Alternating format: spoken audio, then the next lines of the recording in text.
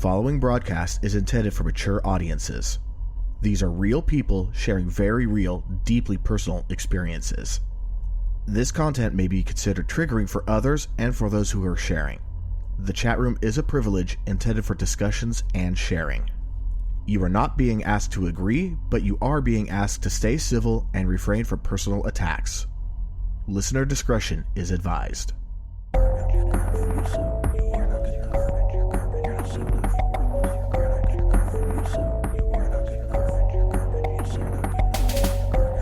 All right, welcome back to Am I Mental, a live weekly podcast where real people share real stories about their living lives with mental health and issues that impact mental health. I am your host, E, and as always, we have our co-host, Bexy, with us. Hello. And we did it! We are a year old. I can't believe it. It doesn't seem like it. I know. Most podcasts don't even make it to their first year. And here we are. Most podcasts don't get any income at all or upgrades or anything in their first year. We have longer episodes. We have a website. We have stuff in the works. You know, things are still progressing. I'm still fighting the login issue with the forums. I haven't given up on that. I'm not going to. And anybody that jumped in a little bit early may have noticed that we actually have a little intro thing now, a little ambient intro that lasts about 5 minutes before the actual start of the podcast. So that way you can jump in a little early, say hi to people, and not have to worry about missing anything. That said, we don't even have a guest today. This is just a review over the last year, talk about things to come, reminiscing about things like my skin babies. Oh my gosh, I love the skin babies. And yeah, and we, in that year, Kat joined us, Devern joined us. They're in here now. One of the first listeners was my father, which he doesn't listen anymore because it's too emotional for him. 4 was one of the first listeners, and I haven't heard from him lately. I wonder how he's doing. He might be out of the country. But yeah, no, it's been a hell of a ride. You know, we started out with KZ as a co-host. Now we got you. Sometimes KZ's here, sometimes he's not. Whatevs. I'm, still very happy and honored that I was asked to step in. This has been one of the most amazing things I've ever done. You kind of kicked my butt all over the place to get this done, so yeah, you kind of earned the spot. Well, somebody had to kick your booty into gear to get it done. Yeah, I mean, fortunately it was coming out of winter when I tend to get more ambitious and able to complete projects. Had I started this in the fall, it probably would have died with 3 episodes, if that. But and, this is something that I understood. Because I know the struggles that you go through with the seasonal affective disorders. Not personally, but just because I've, we've talked a lot about it. We have. And Kat is definitely hit spot on for the first season with KZ, which was sometimes when KZ is there, he's not. Sadly, that was true. At the first season, I took all the questions. Basically, I did everything. And I was like, why? People are like, why is KZ even there? I was like, that's a good point. You know what? Let's delegate something to him. Mm-hmm. Speaking of which, I have asked Bexy. It's not set in stone yet, but she may be running an episode solo. Turns out my daughter's birthday is on a Thursday, so I don't know that I really want to do a podcast when I'm supposed to be celebrating my birthday with my daughter. I'll celebrate my birthday on the podcast. That's fine, but this is something different. Well, see, I would celebrate my birthday on the podcast too. I still love the fact that the podcast birthday is the same day as my birthday. Right, because technically we launched it on March 19th, but, on non-leap year's days, everything shifts one day of the week over for the next year. Right. So yeah, that puts us, this is day 365, but, close enough. But yeah, I didn't even know it was your birthday when I launched the podcast. I was just like, you know what? That's the day I'm launching it. No particular reason. And, I will happily step in and do the podcast that day because, I family first. Absolutely. Absolutely. Always. And what's better for your mental health than watching your little girl's face light up when she sees her birthday cake and her presents and things like that. So. Well, the thing is that we're actually going to be celebrating the birthday itself on the weekend, because who's going to come over on a Thursday? Oh, that's true. But it's still important to spend the day of her birthday with her. Oh, wait, you know what? That episode in particular... oh, wait, no, never mind. That's the wrong one. I looked at my calendar. That's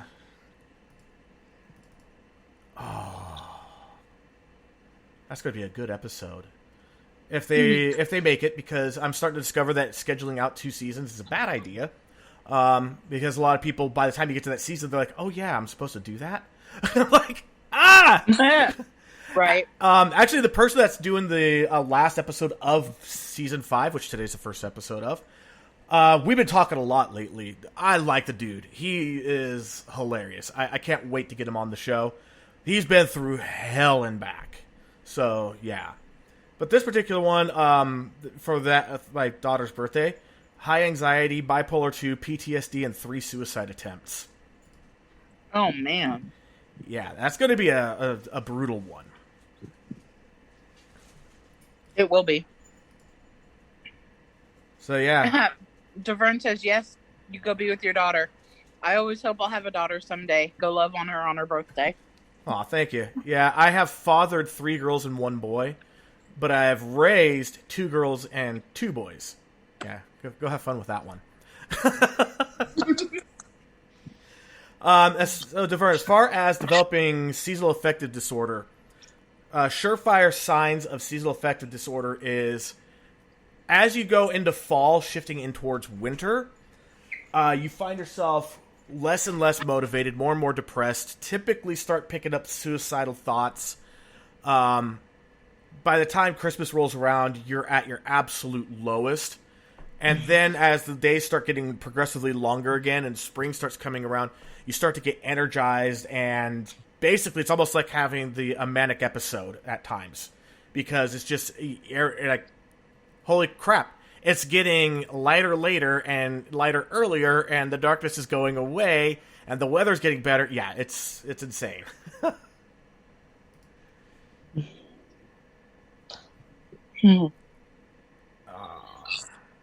Yeah, and I'm just getting messaged by someone that they can't listen into the show right now, but they are going to listen when they get off work. They're on a closing shift. Yeah, I'm keeping all chats open right now on all platforms.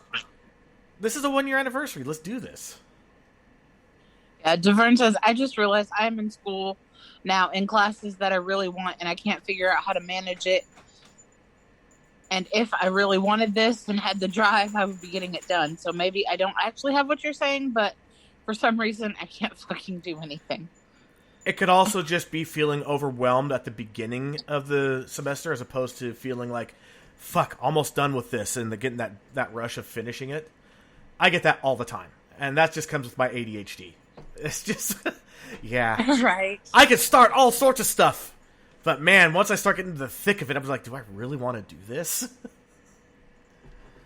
And yeah, even this podcast was one of them. But at this point now, I can't even think of doing anything other than this podcast. And my dad just said right on for the 1-year anniversary. Sweet. So yeah, I mean, we've had a number of amazing guests since we started this. We have, and a lot of them that I hope to get back on the show. Absolutely. At the same time, we don't want to, miss out on other people that, want to join for the first time. Right. But like we were talking about before the show, like I'd love to have Mark come back on. Oh, yes. I invited Mark to come and listen, the Skin Babies. Exactly. I mean, we didn't even have our first, now that you're part of the show, we can't really consider you the first guest, per se. I mean, we can, but we can't. Because we have CJ, who I actually reached out to, and let's see if you remember this episode. CJ explains the mental side of being in an abusive relationship and life after it's over. Yes. Yeah, I definitely want to see how she's doing now. I mean, I used to work with her, so I've still talked to her. We also had Sean talks about antisocial personality disorder. If that wasn't one of the coolest episodes, because I mean, talking about something that is so unrelatable for most people, and for him to be able to make it relatable was amazing. Definitely. We have had so many. I mean, all of our guests have been wonderful, in their own way. But there are some that their stories are so profound and so relatable to a large group of people that I think, inviting them back and having them back on the show for updates and seeing how they're doing would be an amazing thing. Right. No, I was just reading what DeVerne just said, too. Oh, yeah. Yeah, he just said, see, but you aren't afraid to get messy and drop stuff and let things rise. I am, LOL, so nothing really happens. Gotcha. Yeah, I have no fear of jumping in, but then I have no fear of jumping out either. Go, screw that. It's like, oh, I'm going to throw myself into this Nope, gonna leave. Yeah. I mean, like, speaking of other guests that were very memorable, Rachel's first time on the show. Absolutely fantastic. Oh, my goodness, yes. And demonstration with the internal family systems. That one got me, but I was the subject matter. So yeah, well, inadvertently that one got me too. So yeah, and things have changed. Rachel did have her own practice. She was calling the Genuine Psychological Services, GPS. Right. The whole idea of finding your direction, all that. She has since given up on her private practice and is now working in someone else's practice, allowing her more time with family. And you know what? I get that.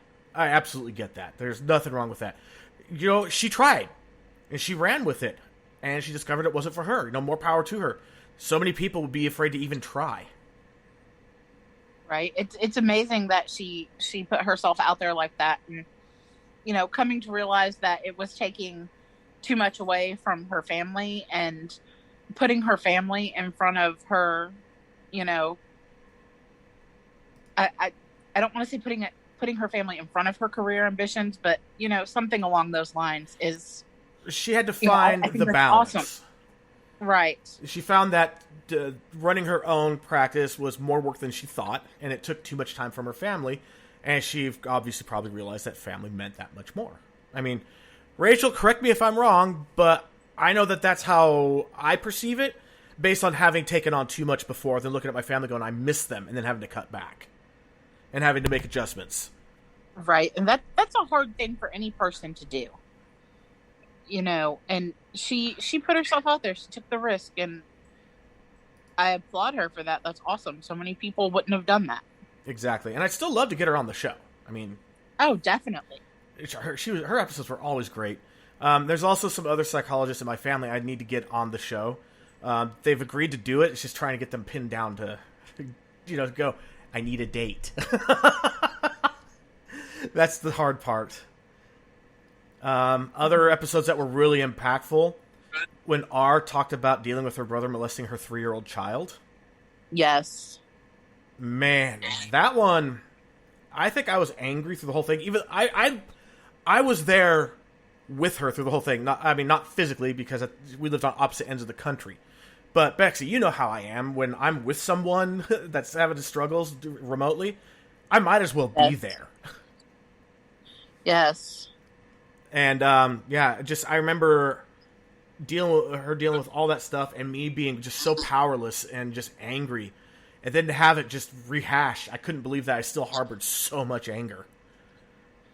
Oh, one of my favorite episodes was where S came on and talked about being stalked and manipulated, and yes. Oh my goodness, that episode was just a wild range of emotion, and the hair on the back of my neck just stood on end. I went from anger to tears, back to anger, and it was just, oh my goodness. Yeah, and I invited her to come and listen tonight. You know, there's also that little funny backstory about how I went and tried to get someone else from TikTok to join the show, and they agreed to do it, but they never made it on. I don't know why. They've just kind of ghosted me, and I'm just like, okay, live and let live. If they decided to change their mind, that's fine. And it's not like I'm going to get angry over it. I'm not. I'm a little disappointed because their story was amazing. But yeah, right. It is what it is. And then I ran into this other one. I was like, they kind of looked a little familiar, but I wasn't sure. But their story just resonated with me. That whole thing about being stalked by someone who then got her pregnant and then found out that she couldn't keep the kid because of him being a child molester, and then giving the kid to adoption to a place that's just just all that craziness. Yeah, I can say that there is a documentary coming out that they're featured in about this very thing, and it's not just her; it's her and a bunch of other people. But yeah, there's a documentary coming out. When I get more details, I will share it. Kat just says, I couldn't remember her initial, but that was one of the best episodes I've heard. And Javern says, everyone I've listened to on here has been great. It's crazy what people can survive. Agreed. And it really is. I mean, there are things in life that, have almost broken people. And yet we rise up from the ashes, and I'd actually I kind of want to read some. I've been writing a lot lately. I know you have, and I've been loving it. And then of course Kat was talking about about how that was one of the best episodes she's heard. Yes. And what's funny is that R said one of the best episodes she heard was Brandy's episode. I loved Brandy's episode. It was amazing. Absolutely amazing. I've been writing a whole lot lately, and this one came out the other day. out of nowhere, it hit me to write this, and it says, I want to perish by your hand and be reborn, rising from the ashes of my former self, transforming from a cursed creature into goodness and light, shaking off the yoke of the past. So many demons I've faced, battled, and won against to get this far. Yet I'm still not whole. So I wait, I watch, I listen, and I learn, absorbing all the beauty around me to project it back into the universe. I shine, but I long to soar.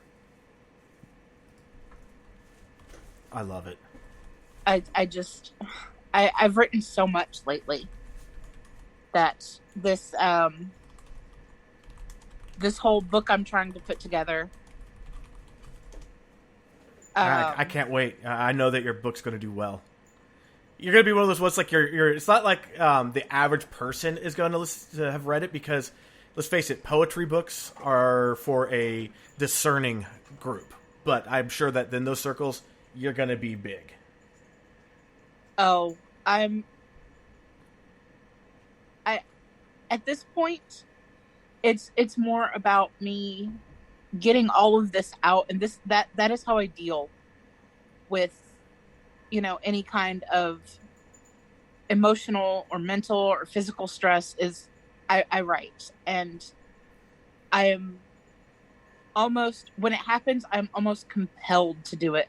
It has to come out, or I'm gonna burst. Yeah, I mean, we were just talking the other night, and all of a sudden you're kind of quiet, and you're like, "No, I'm still here.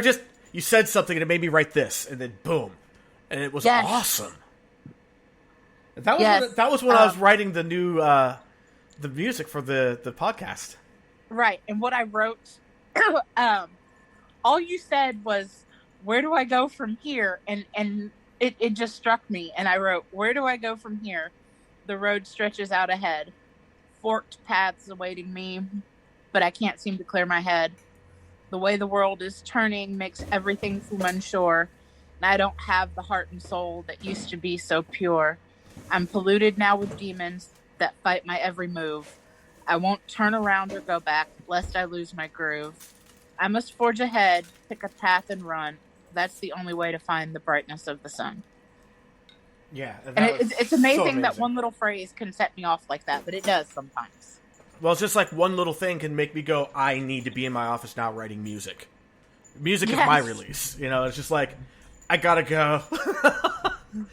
It's like, my wife would be like, to the bathroom? Like, no, this is gonna take a little bit longer, but maybe 10 minutes longer. 4 hours later. Right. I mean, I'm very fortunate that most of the time when I have to write, within 10 minutes, I'm done. That's awesome. I don't usually or ever really agonize over, you know, anything that I write. It comes out and it's just, that is what it is. I'm just reading through. Yeah. Something that I wrote. This was November 18th, 2020. So this was while we were still doing the podcast. 10 o'clock at night, so this is definitely not a podcast time. Persistent thoughts of suicide. No matter how hard I run, I cannot hide. Every time it rains, the shelter of mine I built to weather the storm that I thought was warm and dry betrays me. Drafts, leaks, and a loss of security. Things I knew for certain transformed to lies before my very eyes. Tendrils of hopeless decay, delicately alight upon my skin, seeps into my veins, flows to my soul. A silver razorback's enchanting siren song fills my head. The promise of a sweet release, a moment's pain, and one final dream, drifting into eternity. The seductress gleams in the light, my blood pulsing under her teeth. One move is all it takes. A warm bath, it could be all over. What awaits beyond the veil? I'll write if I can. The split of the semicolon and leech my life. Wow, I have chills. Yeah, sometimes I can write a little bit. Wow, I can't form words. That's really powerful. Yeah, that's where my mind goes. Yeah. I mean, I get it, because in the grips of anxiety, I wrote on, this was, where was it? In February 24th. It grips me tight and won't let go, pulse racing and eyes wide. Anxiety is here again, taking me on a wild ride. It creeps up slow sometimes, and I can fight it so it doesn't hold. Other times it hits me so fast it makes my blood run cold. Hard to breathe, can't think straight. I wish it would let me be. And if I try to keep it in, it keeps on damaging me. So I just have to stay calm, try to breathe and relax. That's the only way I survive when anxiety attacks. Ugh, yeah. I felt that. Yeah. I felt that too. I gave myself goosebumps rereading it. I'm looking to see if I have anything else to say here. I could go on for a while. I have more. Yeah, no, I'm just go through and I'm like, what's this? Oh yeah, I remember that. Nope.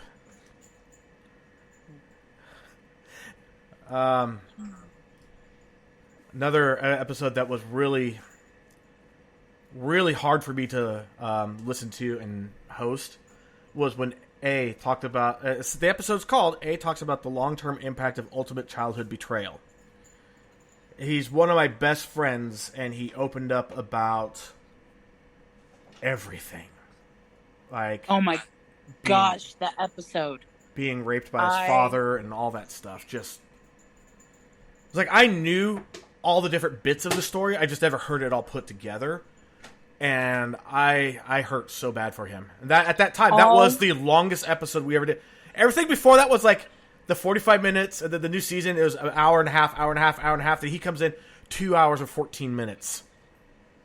Yeah, and all through that entire episode, all I wanted to do was just hug him, because oh my goodness, the things that he survived.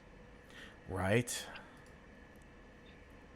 It's like, I think that may be the episode that I cried the most through.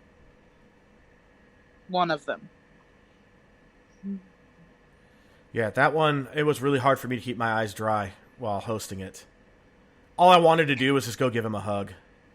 But I also know that when he's in that mindset, that is the last thing he wants is physical contact. Right. I remember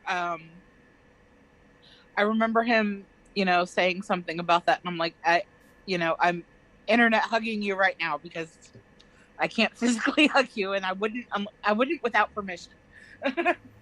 Yep. Now, here's something I wrote from way before the podcast was even an idea. November 1st, 2017. Hey, noticing a November theme here? It is seasonal affective disorder season. This time of year, those who suffer from SAD tend to stop with their self-care, usually emotionally before physically, but the care usually stops. So in light of that, and being a sufferer myself, I'm starting a 30-day of me challenge. Each day in November, post something about yourself worthy of your own love. Post something good about you, even if it's, I brush my hair and teeth every day this week. Self-care can start with the simplest things. Feel free to join me and or share this with others. I got about 4 days in.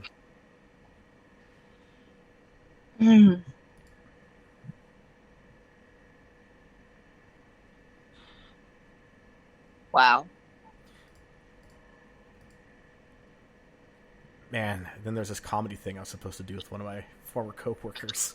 It was amazing. Just wish we could have done it. He's now doesn't live in town anymore.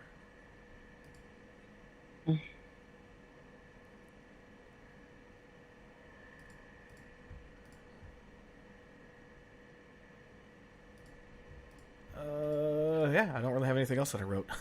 I was just going through, looking through it all. I was like, yeah, nothing else. I mean, I know that there's stuff hidden elsewhere, just it's all hidden. Oh. Yeah, I have. Oh, wow. I forgot about this. January 19th, 2019. My attempt at writing song lyrics. This one's a bit longer, so I am just going to post it in the chat and let people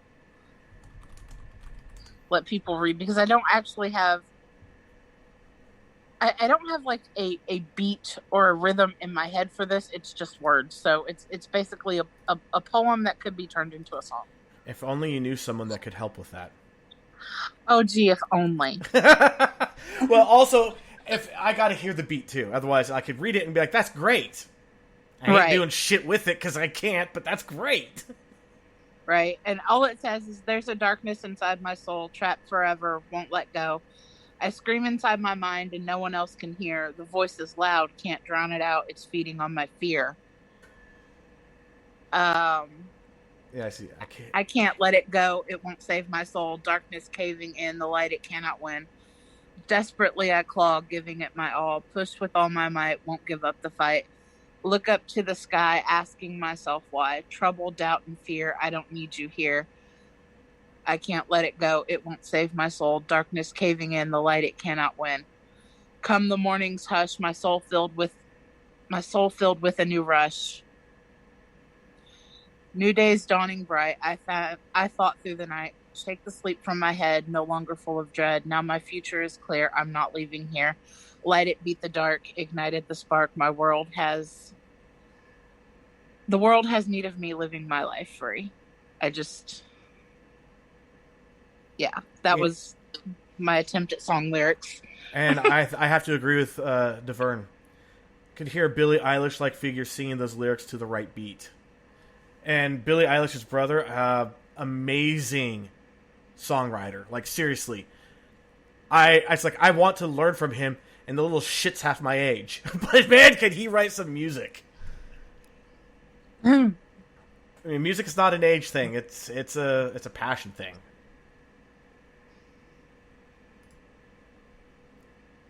So let's see here. I got one that we can talk about for a minute here. The very first episode that Bexy got to fully co-host, Mr. Blonde. Yes. Mr. Blonde is no longer playing the game that we were playing together, and I haven't had any updates from him in a while. He'll talk a little bit, but he won't go into any detail, so I don't know what's going on. I know that his kid went through a round of treatment and then just haven't heard anything since. I think about them often, and just have all the best hopes for him and his family, because I can't even imagine what they've gone through. I mean, and it's like I can only put myself so far. Like when I found out the diagnosis for my son, and at the time it was a death sentence. I can't imagine what it would be like to have bad news, because all I've had since has been good news. Things are getting better. Things are getting better. Yes, the disease is progressing, but it's progressing slowly. But where the science is gotten is just it's outpacing the disease's progress, which is good. Although I do want to talk about one of my, I loved every episode. So try to say that one of my favorites. I mean, it's really. I'm not trying to make it rude by saying, "Oh, don't like other episodes." I love every episode. I do. I really, really do. But this one was Brittany, the teacher's perspective of teenage suicide. I was just about to bring that one up. That was an amazing episode. Yeah, absolutely amazing. Like, just how humble and down to earth she is too. Like, she's literally changing the world around her, and she's like, okay. Just like... Yeah. Oh, Kat just said when you were talking about Mr. Blonde, it was supposed to be the last one, and since we've not heard, must not have gotten the results they were hoping for. I didn't want to say that on the air, because that's what I was afraid of, but yeah. Yeah. And it sucks. I would love to get him on. I'd love to just get him to talk to me. It's like, I'd love him on the show again, but more than anything, I'd love for him to just talk. Just to see how he's doing. Yeah. I mean, I got to reach out to Orange Lounge Radio again. Do the full swap this time. Have both of us join them, and then have all three of them join us for crossover episodes. That would be very cool. I think it would be amazing. I absolutely loved getting to know Jamie. Yeah, Dark Sakura. Yeah. Which, Sakura in Japanese is a cherry tree. Yes. So, yeah. I like the name. I really do. Like, I could just picture, like, a black cherry wood tree with, like, there's just beautiful white and pink blossoms on a black bark tree. Oh, my God, that'd be amazing. Oh, so pretty. Man, just so many great episodes. Megs. Oh, yeah. That was awesome that she opened up about everything. Definitely. Very fortunate that she had you right there to hug. Yes. Ray. That's my girl. Ray and the hypercholesterolemia. That was interesting and something that, I had never heard of before I met him. Right? Yeah. Well, I mean, before I met you, I had heard of Hashimoto's, but I didn't know anything about it at all. Right.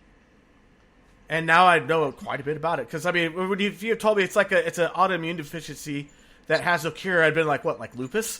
That would be the closest that I had. Right.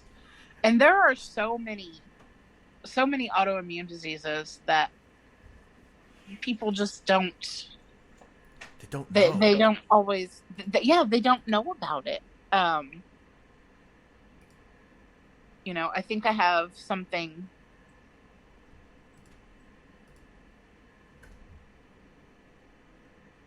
I think I have something somewhere about different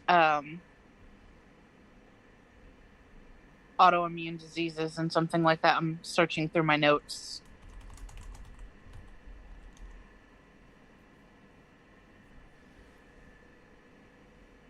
And while you're doing that, just a little tangent.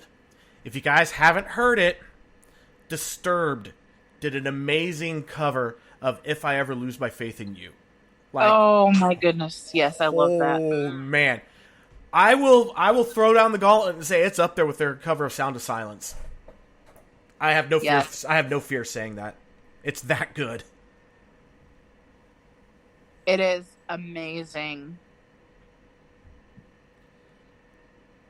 I cannot find what I'm looking for. Oh well. I'm just going through the chronology of our episodes here. Again, we already mentioned Mark and the mental health issues surrounding transitioning from female to male. Far less popular than male to female, so that was a great insight.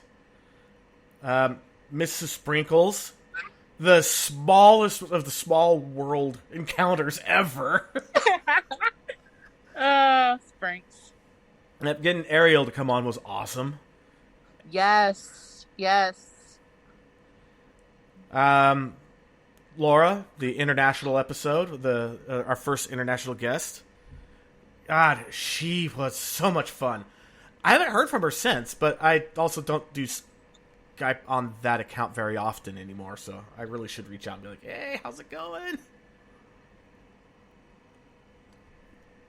Of course, then when we had DeVern come on. Seriously, DeVern, your photography is amazing. Seriously. You are magic behind that camera. Yeah, don't give it up. I know that the schooling part of it sucks right now, and there may be a lot of stuff that you already know because, well, you've been out there learning it the hard way. But you're going to get some good shit out of it, trust me. We're going to, see your name one day being compared to famous photographers. I have no doubt about this. I agree. I think that you're going to do to, like, the whole trains thing that Ansel Adams did with trees. Yes.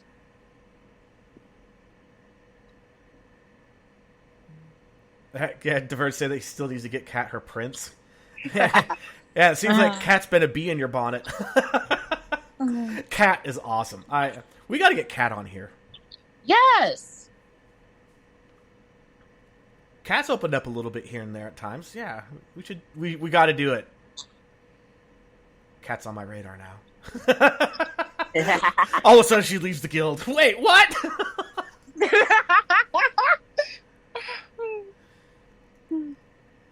Oh, man. I'm dying because I forgot to put their name in here, and I could see them clear as day.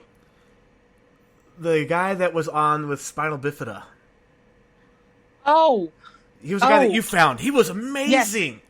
Michael. Yeah, Michael. Yeah, he wouldn't let anything get in his way. It's like, I even remember, like, today, I messaged him saying, hey, we're doing our anniversary episode, but I couldn't remember. I was like, Actually, the one for May 20th, our season finale for this season, another person with Spinal Bifida. So this is going to be interesting. We're going to get some comparison and contrast going on. Nice. That's always, that's really good. Kat, there's no sneaking out of the room. Get your booty back in here.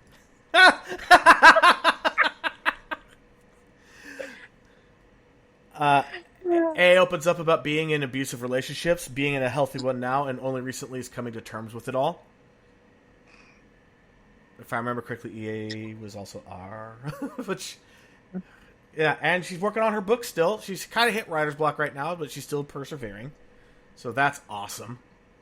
Yes. We don't see her so much in chat anymore because her man runs karaoke at the same time that I do my podcast. The jerk. I'd rather be running karaoke. But anyway, moving on. Damn it, Gumby.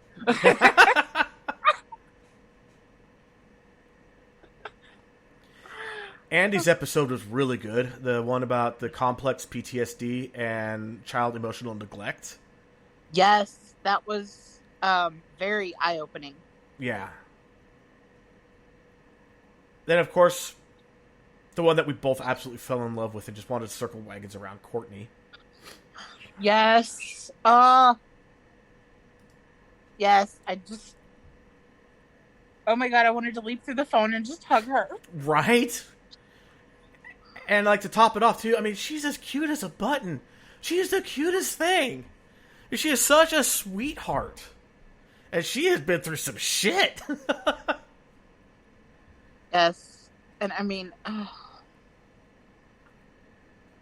think one of the first times I ever cried on the show, besides my own episode, was when Dee came on talking about living 6 months wondering if he was going to lose his son to a tumor.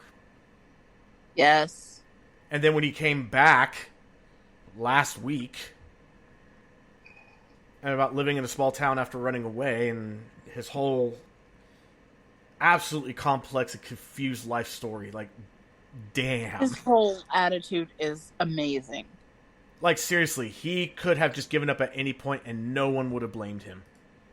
And that dude just he has no end to his fight. He doesn't have quit in him. You can tell that. And he has passed that on to his son, which is amazing. Yep.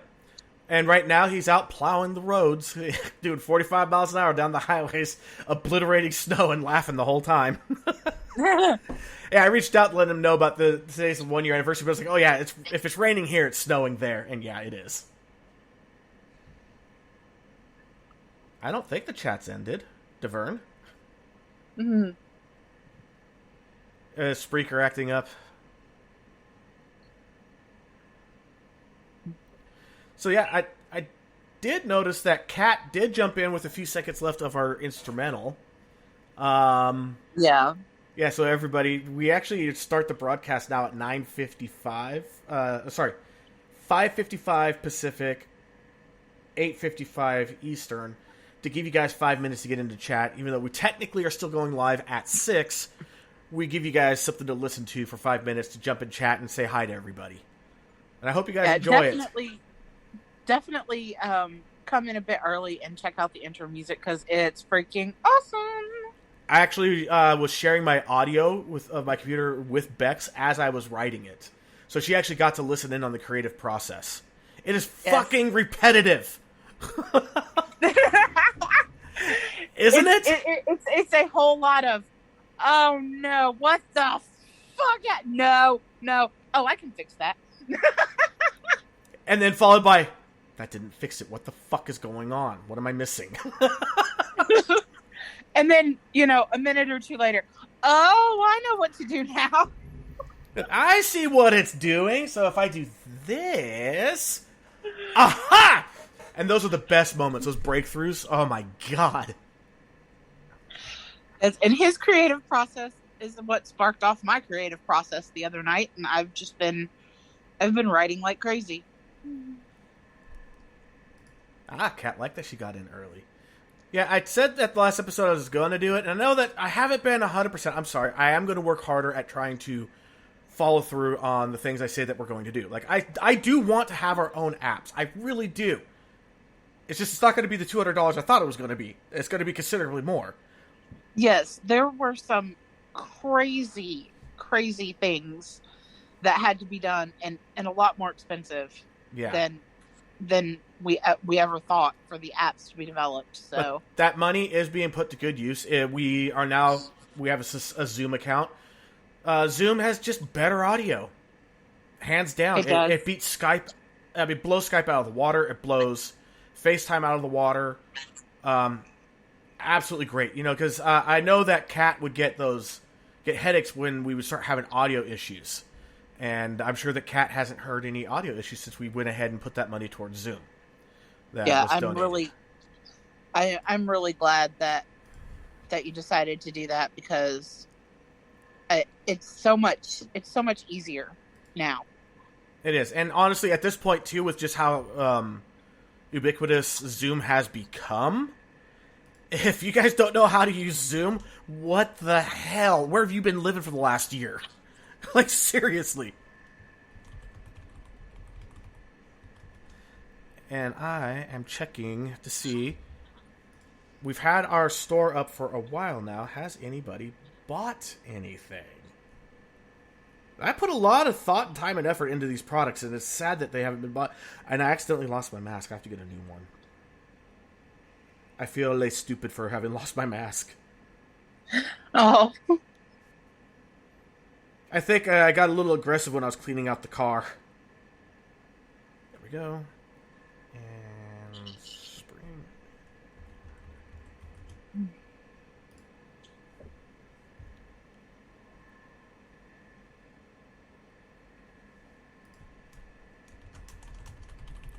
Hey, they're asking me to update stuff. Ooh, they've updated their site a lot. Ooh. Yeah, I just want to go home. Yeah, no one's ordered anything. A little bit disappointed.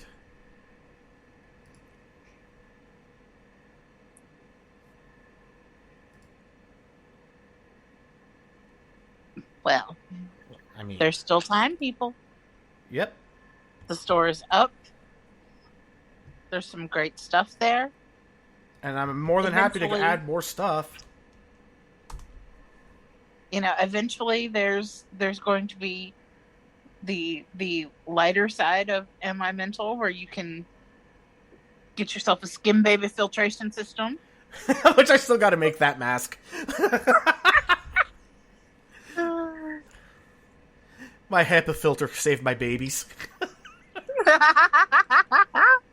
And Devern can't hear us. Oh, there it's again. Okay. Wow, weird.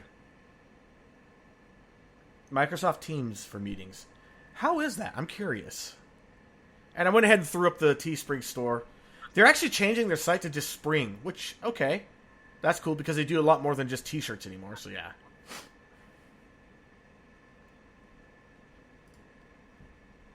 And there's no need to apologize about donating. We appreciate the donations. It's just like, so many people are like, yeah, I would totally buy products. I'm like, all right, I'm going to make products. Crickets. I honestly, out of every product that's up there, my absolute favorite is the shirt that has that like does the wraparound with the logo and the all that, and lots of colors to choose from too. Like almost every color looked good with that shirt. And they go from extra small to 3XL. So yeah.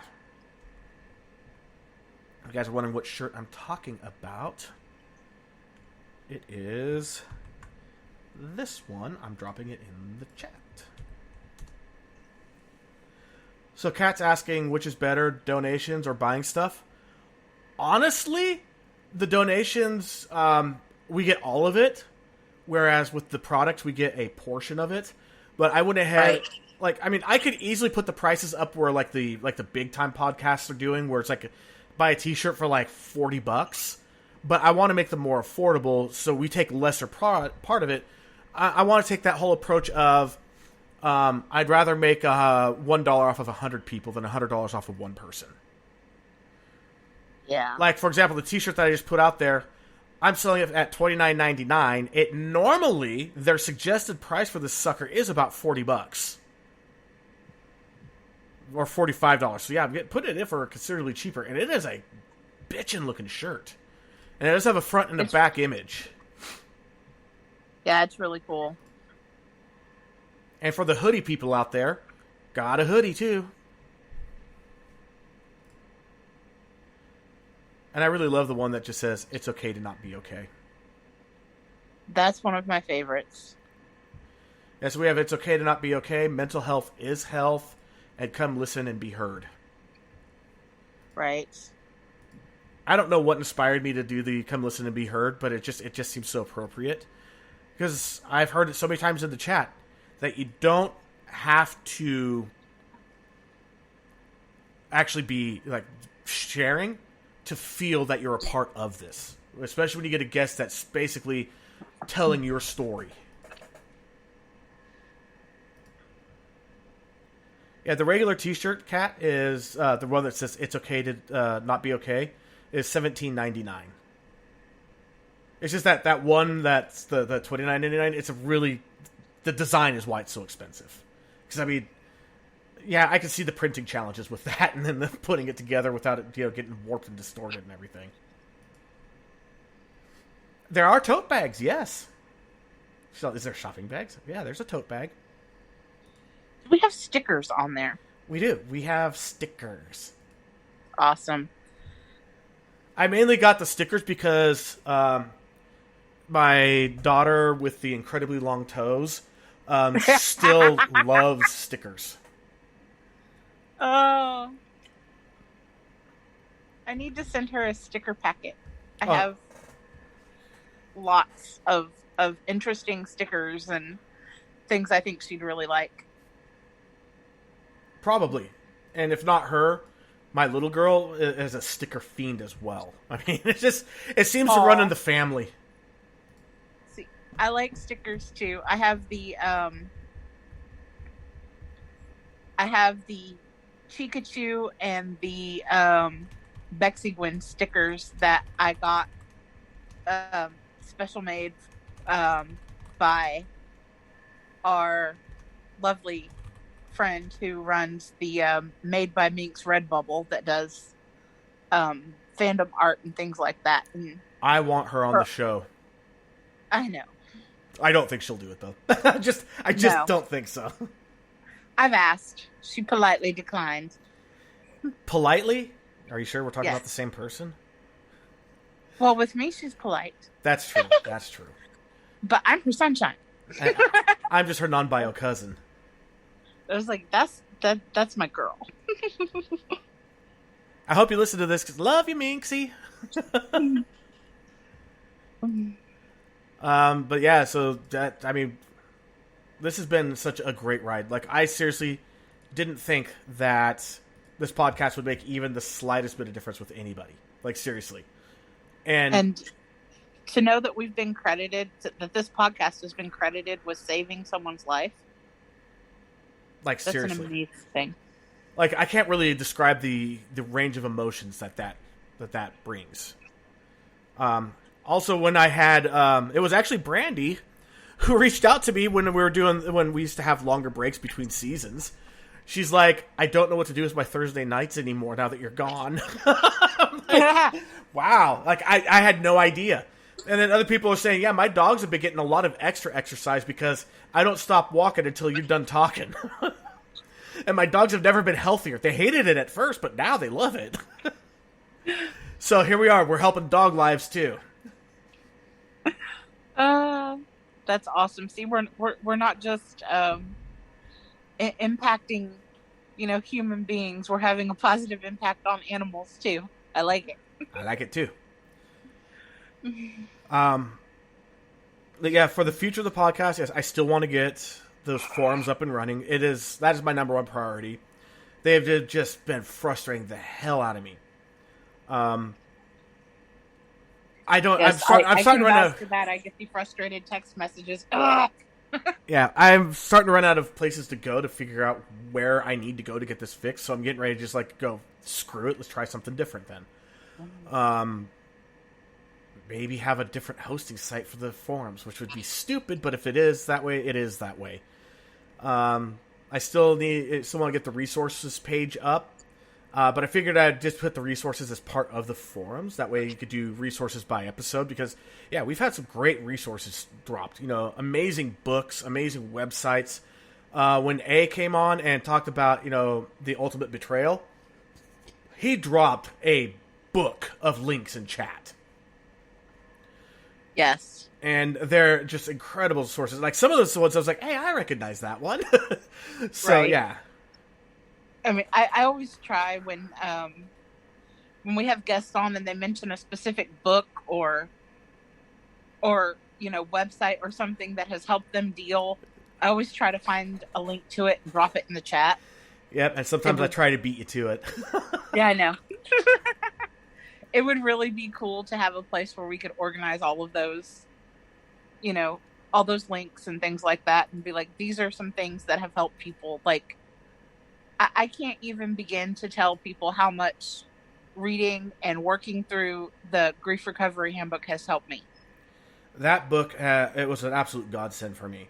Like, I haven't actually seen that therapist since, but, I mean, honestly, if all I ever got was that handbook, it changed my life. And that was a great therapist, that got me that. It really, really is a life-changing book. And if, everybody has had to deal with loss in their life. And it's honestly a book that I recommend to almost everybody. It definitely. I mean, even and things like a lot of people don't seem to understand grief can come from even what are perceived positive changes, like a promotion. Yeah. It could cause you to grieve because it's a change of routine. It's a change of what's normal. And speaking of promotion, I got a promotion at work. I am now one step higher up than I was a week ago, and I'm loving it. That is awesome. Congratulations to you. Thank you. Hopefully get hired on full-time here soon. I mean, yeah. Got promoted. That might mean they want me around. But you want to talk a little bit of stats about the show? You want to know where we are after a year? Yeah. You're like a million miles away. Oh, I said yes. Let's tell everybody. So total downloads as of when they did their aggregation last night. So we're a little bit off from a year. 1,664 downloads, 271 live listens, 111 likes, and 15 followers. So not too shabby. Now let's take a look at the geolocation over just the last 30 days. We've had listeners in, of course, the United States, Canada, Mexico, Ireland, United Kingdom, Sweden, India, Australia, and New Zealand. Other countries that have popped up, we've actually had Zimbabwe pop up. We've had Thailand pop up. We've had Germany and France pop up.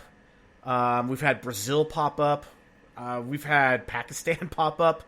We've had quite a few countries pop up. It's been pretty amazing. And right now, the number one city for listening, Lincolnton, North Carolina. Wow. Actually tied with Citrus Heights, California. Followed by Sacramento, and then Dublin, Ireland. There's our first international. Came in 4th place for cities of listenership. Which is it's just crazy just looking at all this. Hey, my hometown made it up in the top lists. Mexico City's in there too. Most of the listeners seem to be California though, like Citrus Heights, Sacramento, Anaheim, Morro Bay, and then Mount Shasta. But of course Mount Shasta. We had some Mount Shasta people on it. I'm from Mount Shasta. Kind of makes sense. Right. I'm still... Russian Federation is on the list now too. Oh, wow. Wow. And places that you could find us. Let me go ahead and change this to everything since we started. I'm curious just how many podcast platforms have had an episode of ours on it. Holy moly. Quite a few. Like most of these I haven't even heard of before. So here we go. Number 1, of course, Spreaker, with 981 of the downloads and listens. Followed by Apple Podcasts, Spotify, Google Podcasts, GeoSavan, I think that's how it's pronounced. That's the one in India. Lav, L-A-V-F, iHeartRadio, Podcast Addict, CastBox, iTunes, Bullhorn, never heard of it. Twitter, Overcast, never heard of it. Podbean, never heard of it. Chrome, generic Android app. Gee. Woohoo for generic Android app. Player FM, Himalaya, Chromecast, Amazon Music, and then other. But yeah, a lot of platforms have been picking us up. Been getting our followers have just been climbing steadily as we go. We've plateaued at 15 since January, but still, thank you everybody. Like seriously, you guys are the reason that this podcast is still going. Yeah, we would.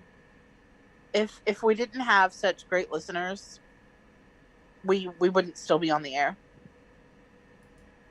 Exactly. And The mother of my grandchild just sent me a beautiful Cat says, message. I listen on Other. What's Other? No, literally, it's just called Other. Other. Aww. Hey, I know we don't talk as much as we used to, but just know I do have great love for you and your family, and now my family. I'm sorry it took me so long to write this, but family is really big for me, and it's very difficult for me to accept people as family. But you are. Thank you, and my wife, for not only putting up with my shit, but doing it happily. Thank you for that. Like, seriously, you gave me a granddaughter, and you made my son happy. And you're the shit. What more could I ask for? Aw.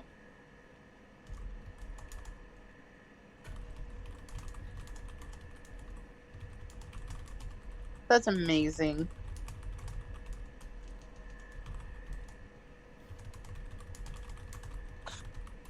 That little granddaughter is adorable, by the way. Oh my god. Isn't she? So freaking cute.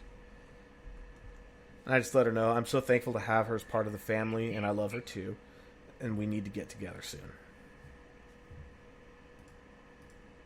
Yay. Yeah, things that have changed. Wow, yeah, I became a grandfather twice over this podcast. COVID. We are celebrating 1 year of flattening the curve for 15 days. Yeah. I had no idea that I was going to be launching the podcast at the beginning of the whole COVID lockdown. But here we are.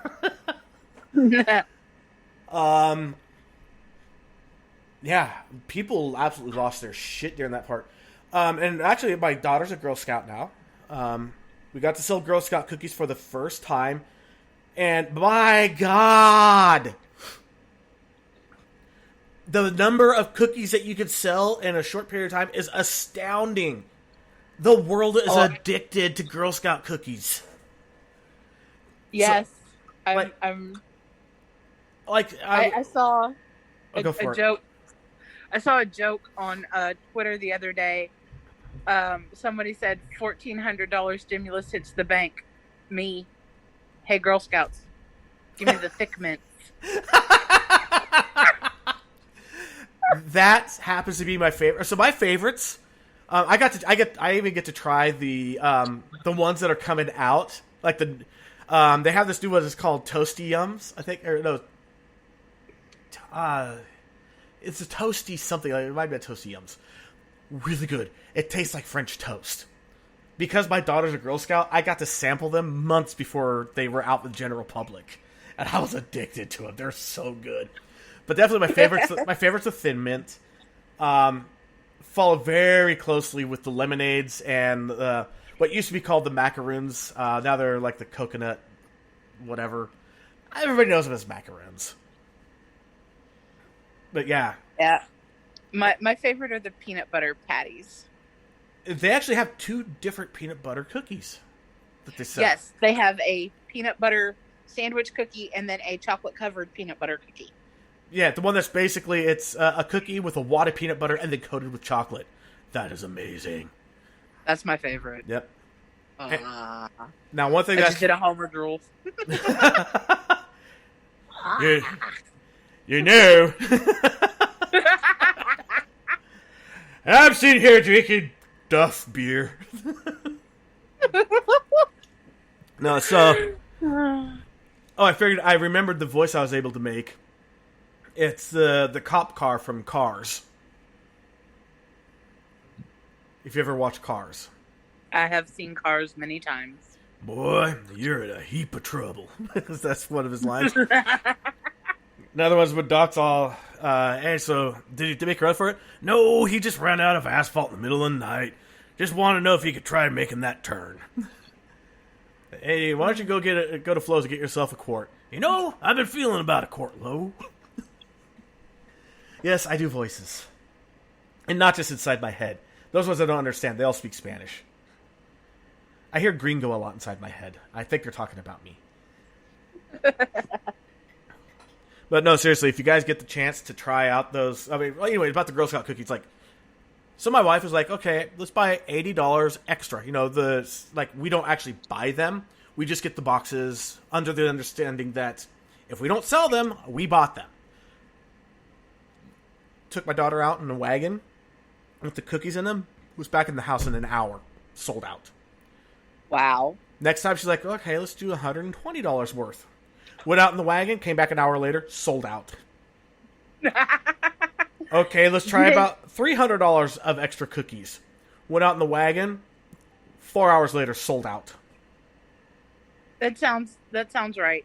It just, and when I talk to other people that have Girl Scouts, they're like, yeah, the year before, people were really gun shy about buying the Girl Scout cookies because COVID was so unknown at the time. Lockdown just started.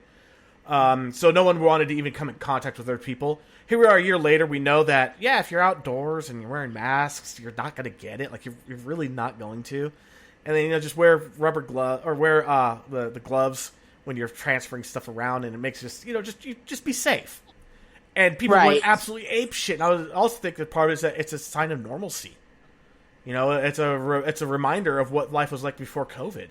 Seeing the Girl Scouts and the Girl Scout cookies. Also, since they're still not allowed to go sit out in front of stores, this is your only way to get Girl Scout cookies is you either need to know somebody or they have to come around the neighborhood. Oh, some of them, some trips do online orders too. Yeah, we do. Like, my daughter sold a few $100s worth of Girl Scout cookies online. And we didn't have to do anything. We're just like, here's her link, and family and friends are like, we're using your link, and she gets credit, and yeah, all the cookies are processed online and sent through the mail, and we never touch them or see them. And I don't care what people say. Those Girl Scout cookies, you buy a box of cookies, those fuckers are gone in an hour. I can't stop it. They are so addictive. I have not yet ordered Girl Scout cookies. Hint, hint, hint. Send me a link. I wish I could, but it's too late now. Oh, man. That sucks. Yeah, my bad. It's okay. I will hit you up next year, then. I don't need Girl Scout cookies anyway, not with the 12-pack of Cadbury eggs. Yeah, basically, when you see the Cadbury eggs, it's too late for the Girl Scout cookies. Also, the fact that they make the Girl Scout cookies seasonal, that's why people go ape shit over them. You should follow my wife on Facebook. She posts all that shit there. I'm usually in jail. I just got out of jail yesterday from Facebook. I think I do. But if not, I will double check. I will be making a new account specifically for admin for the Am I Mental Facebook page. So when my main account gets back in jail again, I can still post stuff for the podcast. I think that's so stupid that because I use it on my personal account, I'm not allowed to go ahead and actually run my business account. That's just dumb. I'm not going to crisscross the two. Cat, buying Halloween candy on November 1st. Yeah? Gone by December 1st.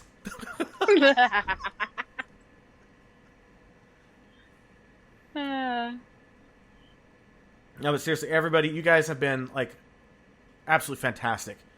On my days, I'll have a really, really awful day. Migraine, depression, want to, go, paint the walls with my brains. Just hours before the show.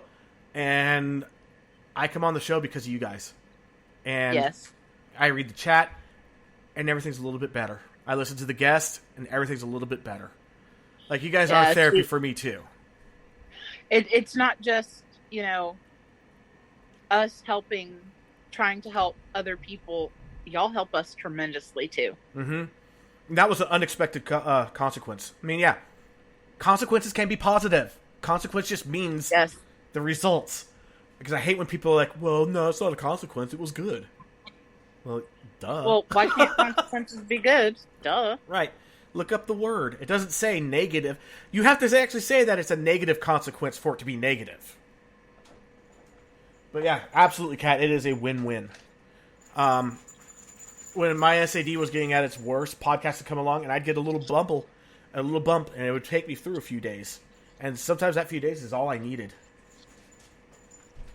Dear God, I got a wet beagle shaking on me. It's raining here. Meanwhile, Sadie's like, nah, I ain't doing shit in that rain. A year ago, you wouldn't come out of the rain. We just blame it on the rain. Yeah, yeah. Meanwhile, Kat and Diverta going, oh god, my earballs! Bonus points if you guys could catch the reference. You know, for the 1 year... actually, what's kind of funny is that the chat room is very much like it was on the very first broadcast. Just a couple of people. But it's awesome that way. It's very intimate that way. A lot more personal.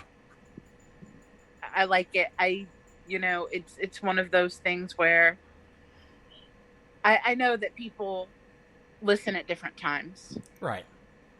So. And I'm hoping... I'm hoping that if we get big enough that someday we could do a convention. It doesn't have to be anything major. It could just be like, hey, let's all go meet up in Vegas. You know? Something like that. Right. So, Kat, I was talking about earballs, not blame it on the rain. I think everybody knows blame it on the rain, but earballs. That's the reference. Mm. Oh, good luck with that, Devern. He says he's trying to convince his ex she will be alright. She was saying that she feels like her soul is being eaten away. She should come listen to some episodes. Yes. It might help her feel a little bit better. Especially considering when you're having that kind of a day, or that kind of mentality, everybody's problem's always going to seem worse than yours, so you're going to feel better listening to everybody else's. It's true. It really is. And I think that there's a lot of power in that, because it kind of puts when you see that everybody else responds the same way to your problems, it puts it all in perspective. And I think that's one of the best things about like group therapy, or having these guests come on and being able to see what the chat says. Because like, I can't tell you how many people who are guests will come on the pre-show, and they'll be like, I don't know that anyone in chat's going to like me, blah, blah, blah. And we're like, look, the chat's going to love you. Trust me. And they're always blown away by it, because you guys are amazing, and you guys do get it, and you guys are supportive. You guys are the best. Yes, absolutely. I agree with all of that. So, Devern, this is the kind of person that you should be sharing our episodes with. And I'm not saying that because I want to grow the podcast. I mean, obviously I do. But this is someone that could be helped by this. Yes, this is what we're talking about when we say share the episode, share the links to the podcast on whatever platform you use to listen to it on. Tell people, let people know they're not alone.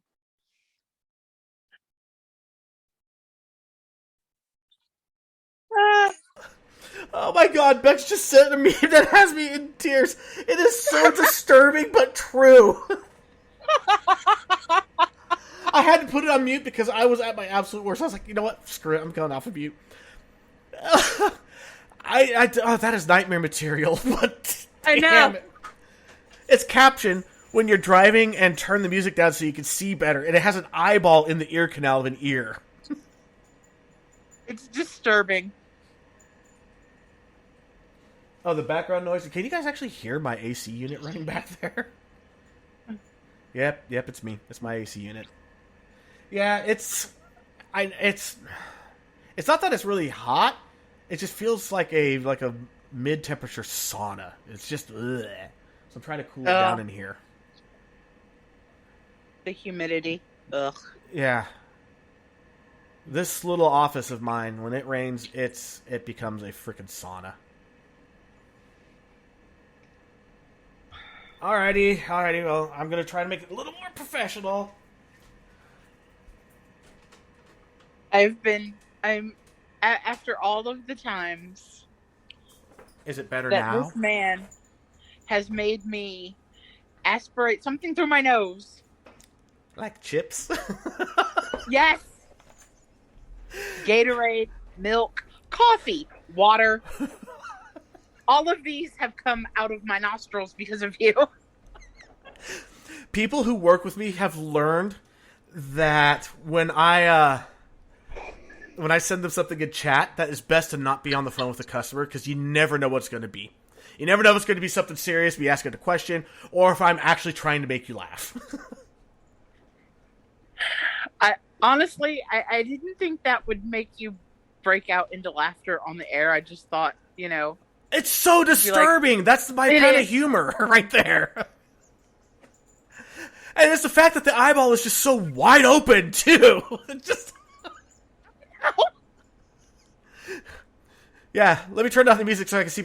Do you know why you do that, though? I actually understand the science behind it. I do not know. It's because your brain can only process a finite amount of information over any period of time. And when you have music and you're driving, you're trying to drive safely, you're trying to locate a place, all that stuff, it overwhelms your mind. So when you turn down the music, you're removing some of the extra information so you can focus more on processing what you see. So it actually does make sense. As funny as it is to say, I need to turn down the music so I can see where I'm going, it does make sense. Well, plus it reminded me of your old eyeball picture too, so. Oh, God, the creepy eyeball.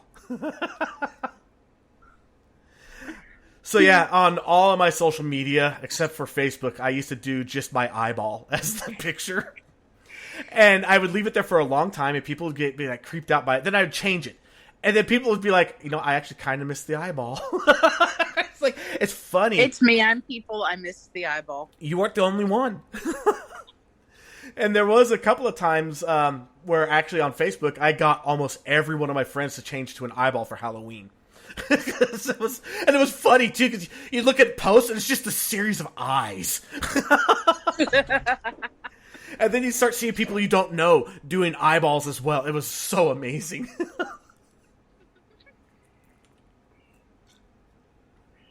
There are so many things that, I've learned through the course of being a listener and then being a part of co-hosting this podcast and everything. So not only has this been something that we have tried to do for other people, but it's been a learning experience for me. There are so many things that I would have had no clue about. Some people came on that had so much good information, like Ariel. Yeah.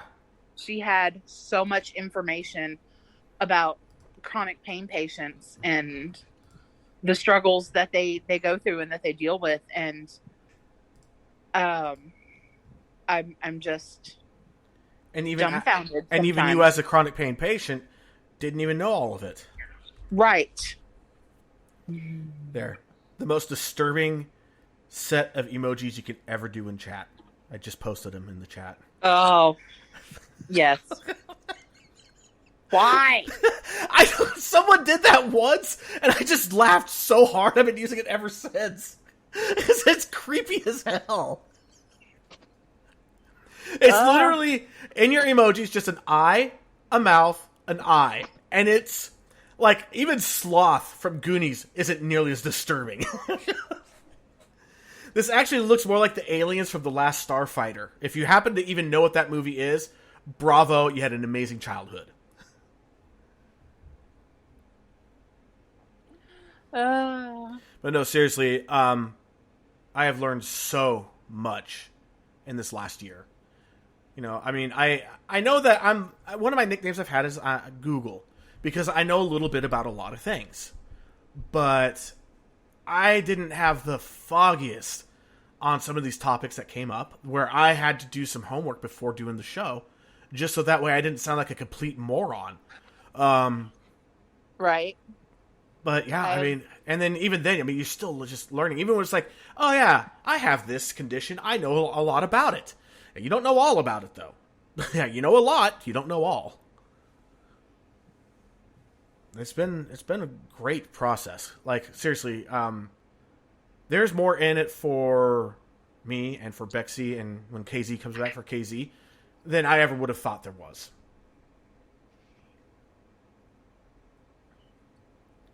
Awesome. Thank you, Devern. He just said that he sent it to her. That is awesome. Don't know if she'll come, but we can hope. Yeah, definitely. If there's any episodes, like if you could find out kind of what she's going through and find an episode that relates, those ones tend to be the most impactful. Because then it's like someone singing your tune.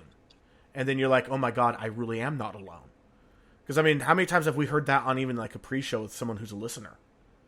Oh, so many times. Oh, cool. Yeah. See, Spotify link. That's awesome. And I love the fact that I'm glad that Spreaker does distribute as much as it does.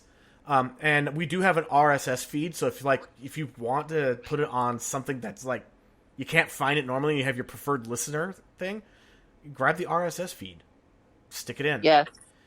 I have a podcast thing. It's also an audiobook they call Book Mobile by Fresh Mode. Love it. I put in RSS feeds all the time because like nothing publishes to it. So put in the RSS feeds and I get everything, and it's awesome. And I love the fact that it does both audiobooks and podcasts. So yes, and that's not a sponsored, but it's not a paid sponsorship. That's just me saying I like this product. Like for seasonal affective disorder, I use Happy Lights. That's literally the brand name, Happy Light.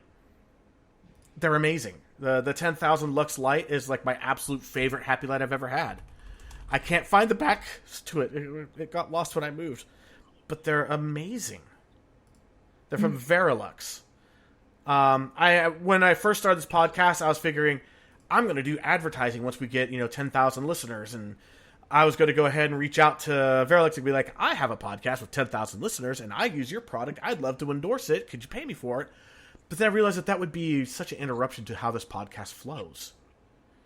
Because it'd be really bad to be like, yeah, you know what? I understand that you're really getting to the heart and soul of your story, but can you just put a pin in that? Because I got to do a 1 minute break for commercial. Yeah, I got to do a 1 minute sponsor video, shout out. The audio cut out. What?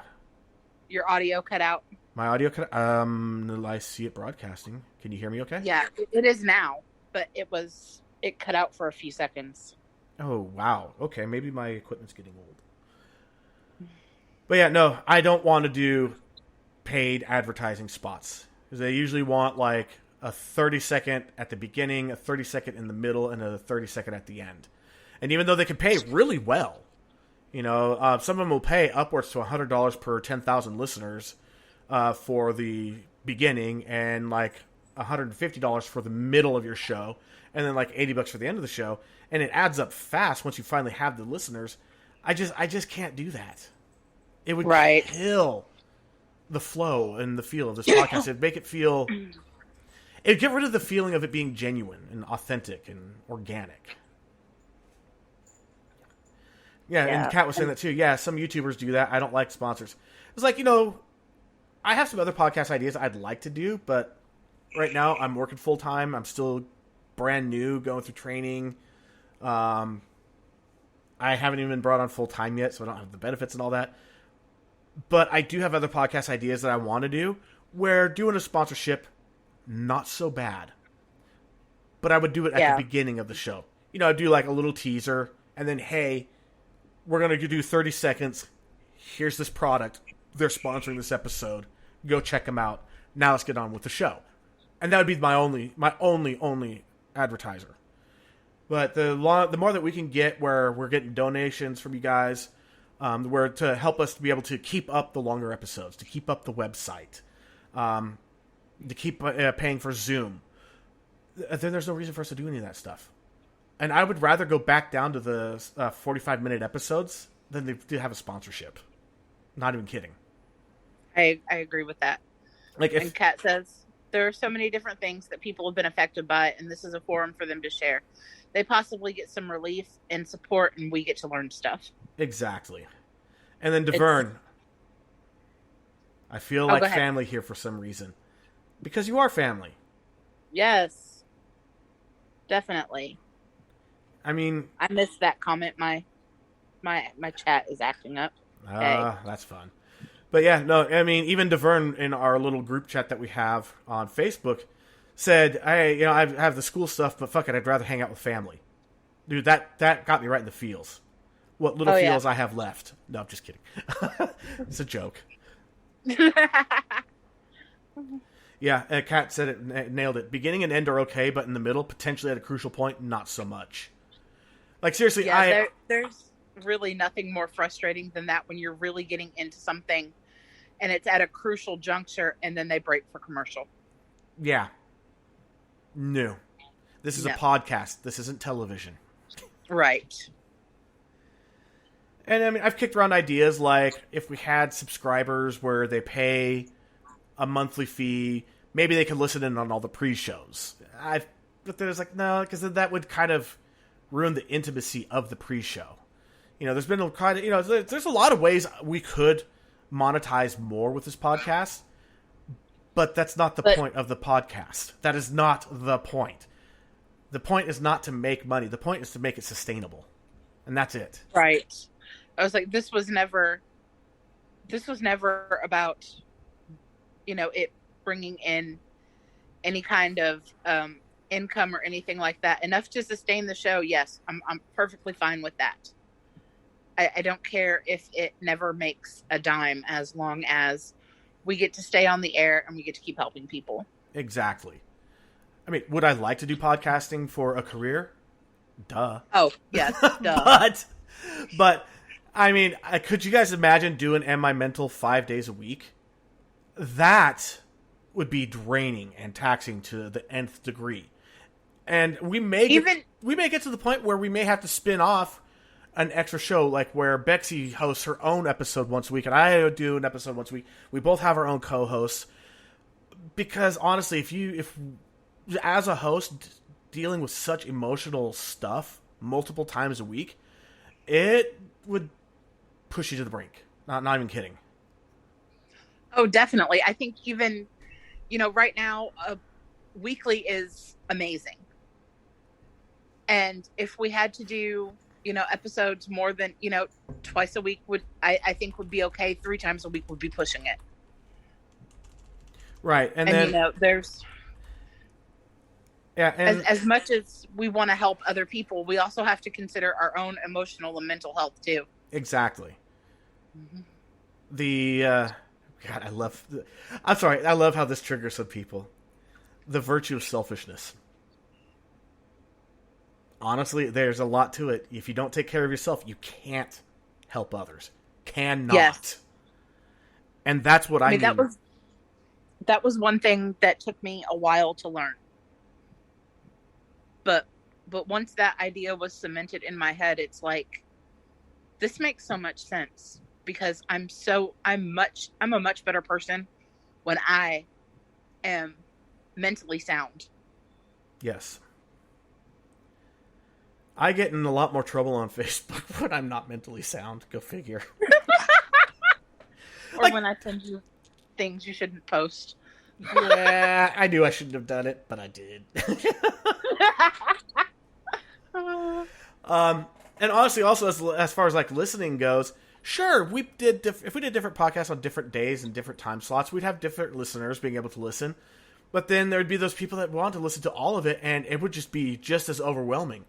Because I mean, let's face it, when we get a good guest going and we're not in a particularly goofy mood, they're tearjerkers. They are absolute tearjerkers. And it really comes down to the guests and how they set the tone. Bexy and I, we just feed off of whatever their energy they're giving. So if they're giving a goofy, funny energy, we're going to get goofy and funny. If they're giving that very serious energy, we're going to be very serious. This is very true. And then, when you and I are left alone to our own devices, who knows what's going to happen? Usually talk about poop. Just usually. We've been very well up until this point, but it was only to highlight. I don't really want to talk about it. Yeah, let's not go there tonight. Yeah, let's let that be it. But I am sitting here looking through one of my favorite childhood books, and there a part of it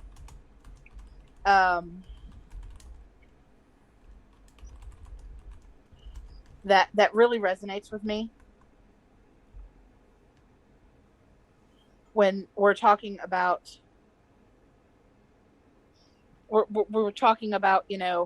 taking care of yourself and um,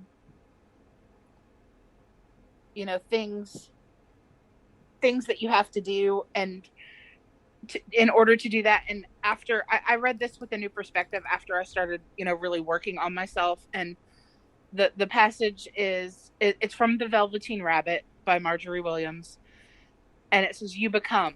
It takes a long time, and that's why it doesn't happen often to people who break easily, or have sharp edges, or who have to be carefully kept. Generally, by the time you are real, most of your hair has been loved off, and your eyes drop out, and you get loose in your joints and very shabby. But these things don't matter at all, because once you are real, you can't be ugly, except to people who don't understand." Nice. And that's kind of up there with the now controversial Dr. Seuss.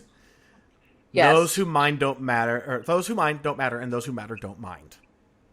Well, I read that because it ties into something else that I wrote the other day. Because I was talking to somebody and not feeling my best about myself, and they said something, and it really struck me, and I wrote this, and I posted it on my Instagram. That's where I've been posting all of my poetry lately. It goes to my Instagram, which is the same as my Twitter. It's Bexy Will Rise. Flaws. I'm full of them. Sometimes seems I am made entirely of them. You want to know something? Find the beauty in them. Imperfections make us unique. I have scars on my face. Small ones, but they seem huge to me. And my teeth are crooked and one is chipped. But that doesn't mean I should hide my smile. Find the flaws beautiful, because you yourself are beautiful as you are. I love that. And I love that when you shared that with me earlier, too. I love it. Yeah. Like, my teeth, I have one that's twisted out funky. I used to have, like, perfectly straight teeth. People used to ask me if I wore braces, and I didn't.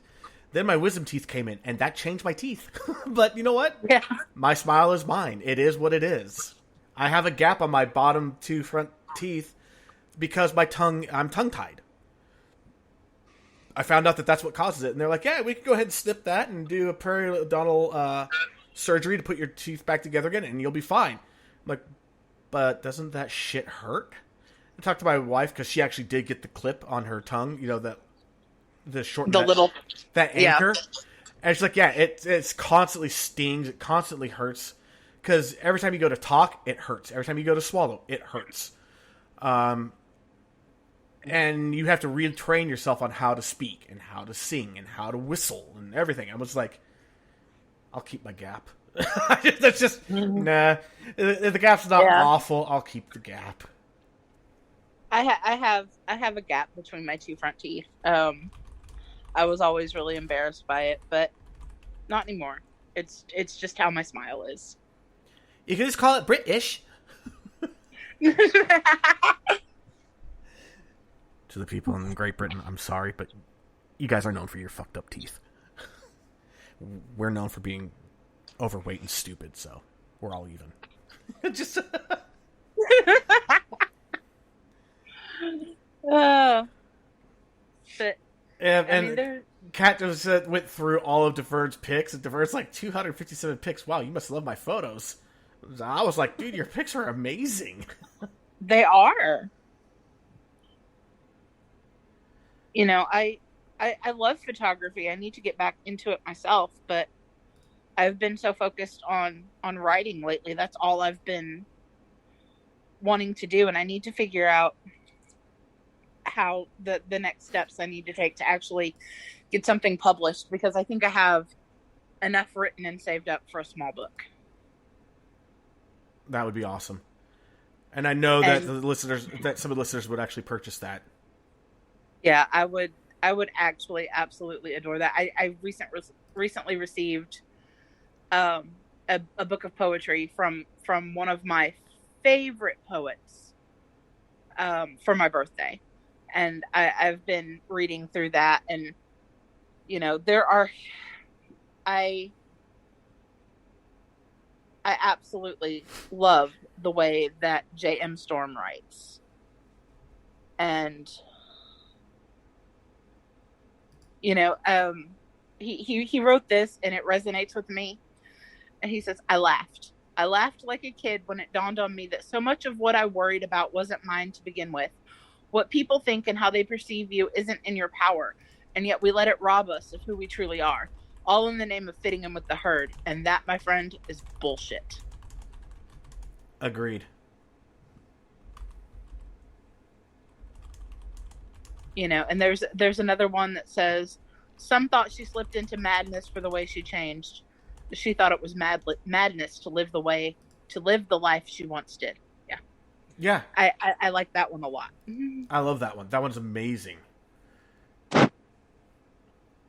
Okay, I did look at all of his photos and drawings. No, but seriously, I mean, the fact that this feels more like community than it does just it's a weekly podcast. Let's go check it out and see what's going on. What's the topic this week? It's like we care about the people in the chat. We care about our guests. It's clear that there's a lot of care and love in the chat too between each other.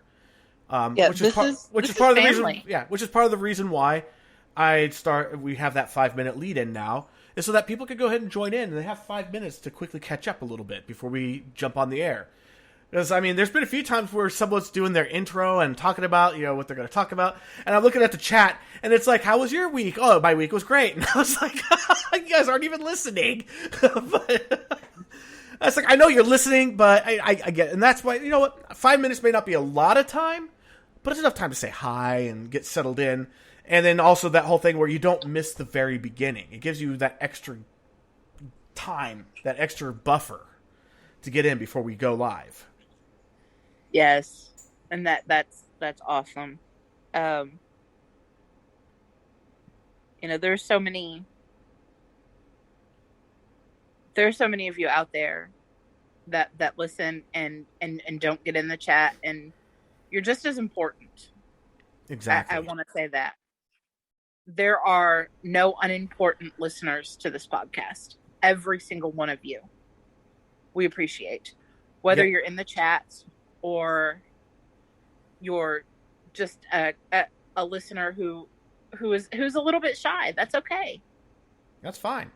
Or the listener that catches the podcast a day or two later. That's fine. And we're talking about you. Yes, you. The one who just rolled their eyes. Yeah, we're talking about you. We love you. We appreciate you. You matter. Yes. Definitely. Yes, I was being a little bit funny, but at the same time, I'm serious. You guys, everybody matters.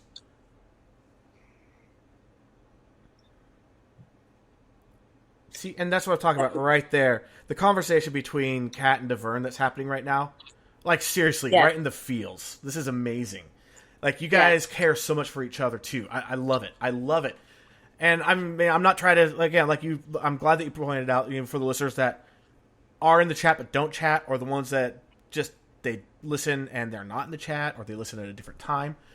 Not trying to take away anything from you guys as well. We love you too, and I know that some of you guys have been in the chat and some of you have had to leave, or life changes. Life is messy. It's supposed to be, and it's supposed to kind of suck. If life was just awesome, our lives would suck because there'd be nothing to challenge us. But but to see this kind of stuff that happens in the chat too, it's very touching. There's actual relationships being built. I mean, Kat and Deverne are two people that probably never would have met if it wasn't for this podcast. Right. Just an example. I mean, there are so many people on here that I wouldn't have met if not for this podcast. Like the Porch Drunkies. Yes. Oh my gosh, I love them.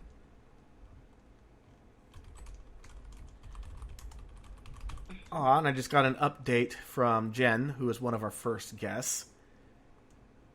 A very positive one. It's her story to share, but I'm just going to say that she just gave me information that just put a big old grin on my face. Oh, that's good.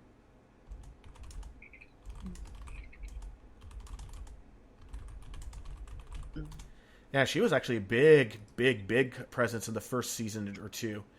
But then again, like I said, life changes. Life takes you in other directions.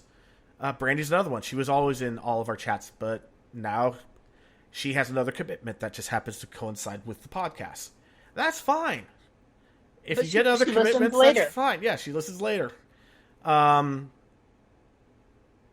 one that's in the chat all the time, Ivania, Yeah, Yes. you know what? She has another commitment now. Doesn't mean that she doesn't listen. Doesn't mean that she doesn't matter. Just like everybody else, that just because some of you have never said hi in chat, doesn't mean that you don't matter. Doesn't mean that we wouldn't love to hear from you. Wouldn't love to see you.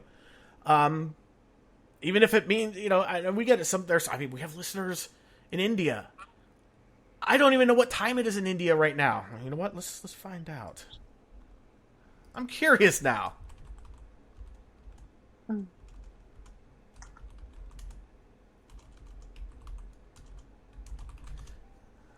It is currently 8:10 a.m. in Delhi, India. Wow. It is Friday, March 19th for them. Woohoo, it's my birthday. Yep, your birthday's coming around the world. And as a matter of fact, if they were listening right now, they would actually be listening to the podcast on its actual 1-year anniversary. Live. Oh, that's awesome.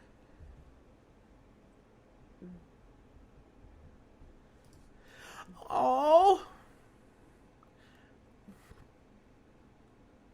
Okay, Jen, you better listen to this episode because I just read your comment about the one time I forgot to send you a reminder. I'm sorry, I sent reminders to a lot of people, and I'm sitting there going, who else do I need to send to? Who else do I need to send to? Everybody, get the Spreaker app. Subscribe. Follow us. You'll get notified. That way, put it in your calendar. If you don't want to do that, just put it in your calendar. I've never given up on you, Jen. I never will. You're awesome. I second that, Jen. There you go. Completely. You hear that? So there. You don't suck. I won't give up on you.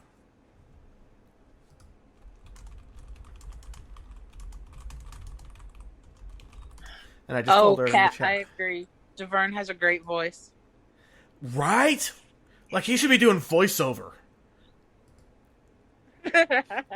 He's not quite the depth of Am I Weasel? Because, holy shit. I mean, well, that's Michael Dorn, Worf. That's a voice that's all hard to get. But it's right in that range of epicness.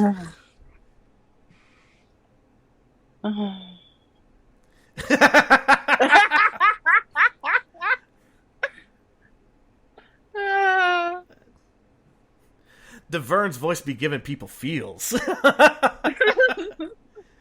Yes, Devern, we'd be liking that voice. Yeah, he's got that. If you tone down the energy a little bit, he could totally have that smooth jazz radio DJ voice, Which was just, that's such an iconic voice. Yes.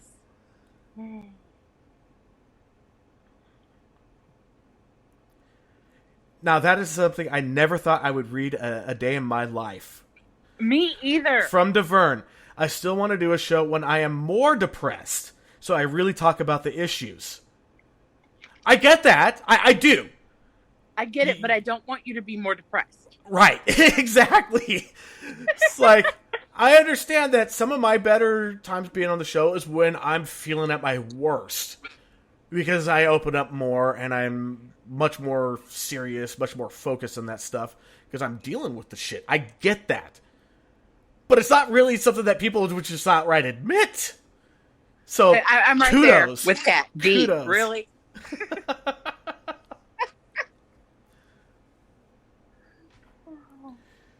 Man, that's almost like the getting pulled over by a cop and saying, I wish I was a little more drunk for this.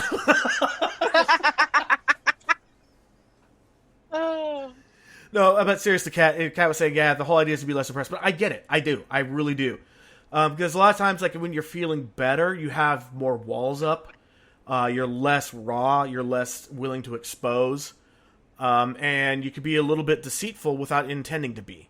Like, my therapist thought I was doing great until I finally... And I was doing terrible, but my mood was pretty good, and I was putting up all these little walls that I didn't realize I was putting up until one day they all came crashing in, and I was having a horrible day. And that was the best therapy session I ever had. So I get it. Yeah. Those moments where you feel your weakest are sometimes when you find your strength. And you find people that become really close to you for the rest of your life. Yeah. Like, no matter... Boy, I'm grateful for that. Yeah. I met my wife when I was at my lowest. And even if things fall apart in our marriage, I know for a fact that we will still be really close friends for our entire lives, no matter what happens. I don't necessarily foresee anything happening. It's really nice to know that that's there. Right. It's, I know no matter what I'm going through, if I need someone, my non-biological brother is a text away. Yep. And because I'm a firm believer in capitalism, if you need a swift kick in the ass, I will pay someone to do it for you. Or for me. And the best part is you won't know who it is or where it's coming from or when. I would love to just hang out, DeVern. I would absolutely love it. You would probably have to travel the farthest, with Bexy being the next farthest. Unless we try to find some place in the middle. I don't know, Vegas, baby. Bexy is kind of in the middle. I think it's 2 Californians. Yeah. Bexy's kind of in the middle. Hey! And then I can finally get some brisket. Oh my gosh, I can take you to the place where I get the deep fried brisket. That just sounds like a crime that if I miss out on it, Yeah, you have to have this. It is so amazing. The brisket is so tender. The coating on the outside is perfectly crisp. It's not oily. It's crunchy and delicious. And you dip it in this barbecue ranch sauce that is off the chain. That is awesome. I mean, and I don't know if any of you guys watch Hell's Kitchen, but they have a contestant right now who is like a goddess on the fry vat. Like, whenever it's a personal challenge, she goes and she fries something up in the deep fat fryer. And she pointed out, anybody can deep fat fry. It takes an artist to be able to do it without making their food greasy. Yeah, absolutely true.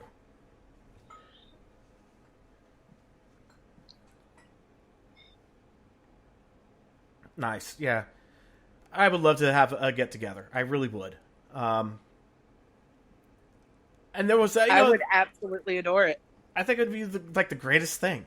And there's a part of me going, I don't really want to show my face because I kind of like having the anonymity. Yeah, the instant I say hi, everybody's like, "Oh, you're E." So, oh yeah, my voice forgot. So yeah, whatever.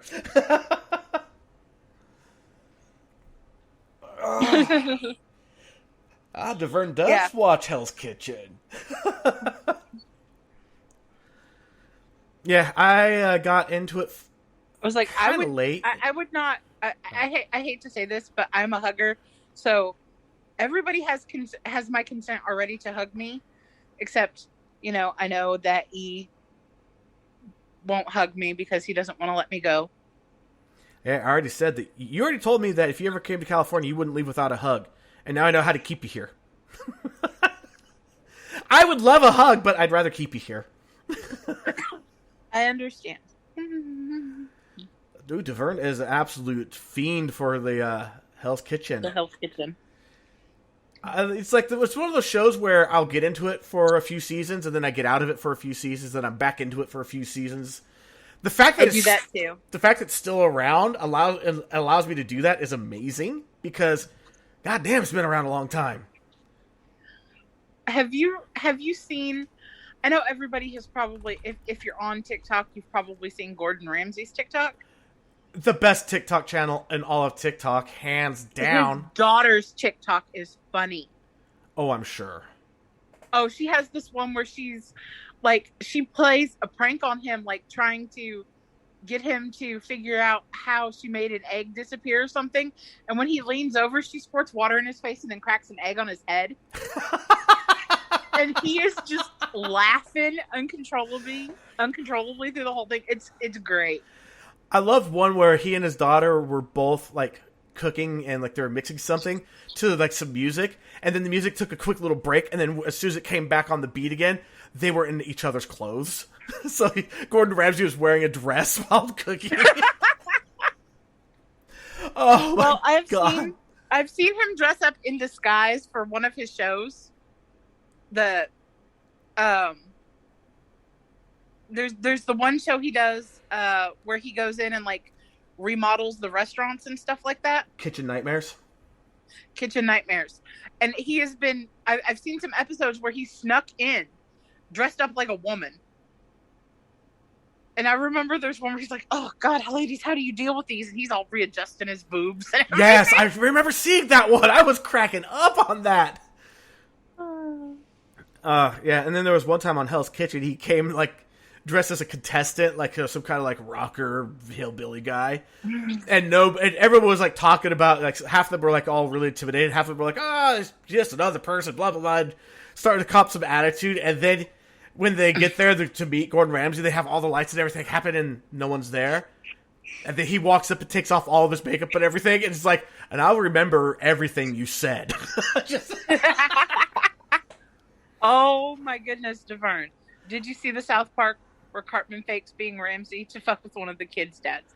That is one of my favorite episodes of South Park because I really like Randy and I like how into cooking he got. It was, I have someone close to me who was in culinary school and got all serious about food. I'd constantly send him the gif of Randy with the chicken where he's like rubbing it with his nose going, oh, fuck yeah. So he got into cooking twice, because there was also the creme fraiche episode. That's the creme fraiche one. But I don't remember Cartman acted like Ramsay on that one. Because the creme fraiche was also the shake weight one.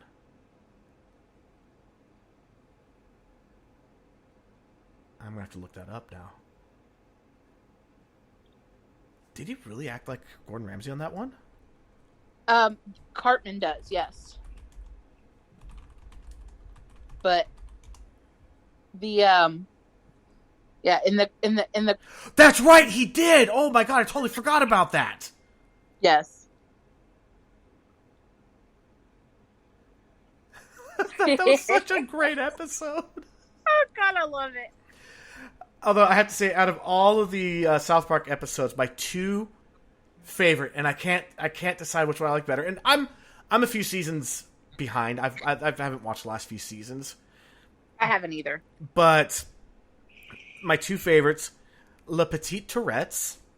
Titty Sprinkles. Yes, Titty Sprinkles. Sorry. And the Mystery of the Urinal Deuce. Really? I love the creme fraiche episode is my ultimate favorite one. I love it so much. The whole idea of the shake weight was to give Randy a handy. Here's some cat fare. And the cooling fluid.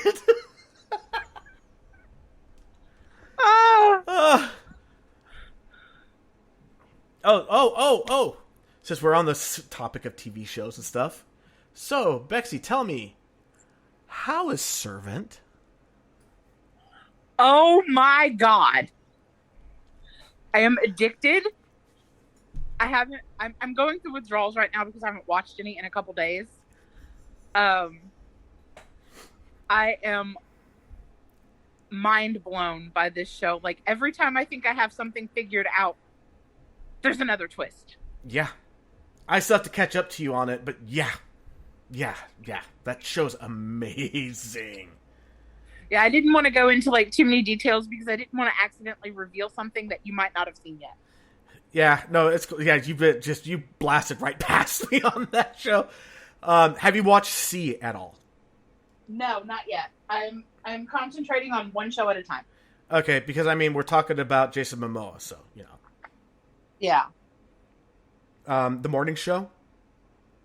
Yeah, I haven't done that yet. I'm still on just the Servant. That was I picked it first because M. Night Shyamalan. I'm not a big fan of his. Like, there's been a couple movies I really liked, and then there was that whole string where it's like, oh god, it's the big twist. Oh god, here it comes again, it's the big twist. Oh no, yeah. Big twist. But then he caught his groove again. Yes. But there were some that people disliked that I really loved. Like Lady in the Water. I really love Lady in the Water. I think it started off as a bedtime story he wrote for his children. I'm actually would have to check that one out. That sounds different. Because it's that if he wrote it for his children, he wasn't writing it for the audience that he was hoping to predict what they would want.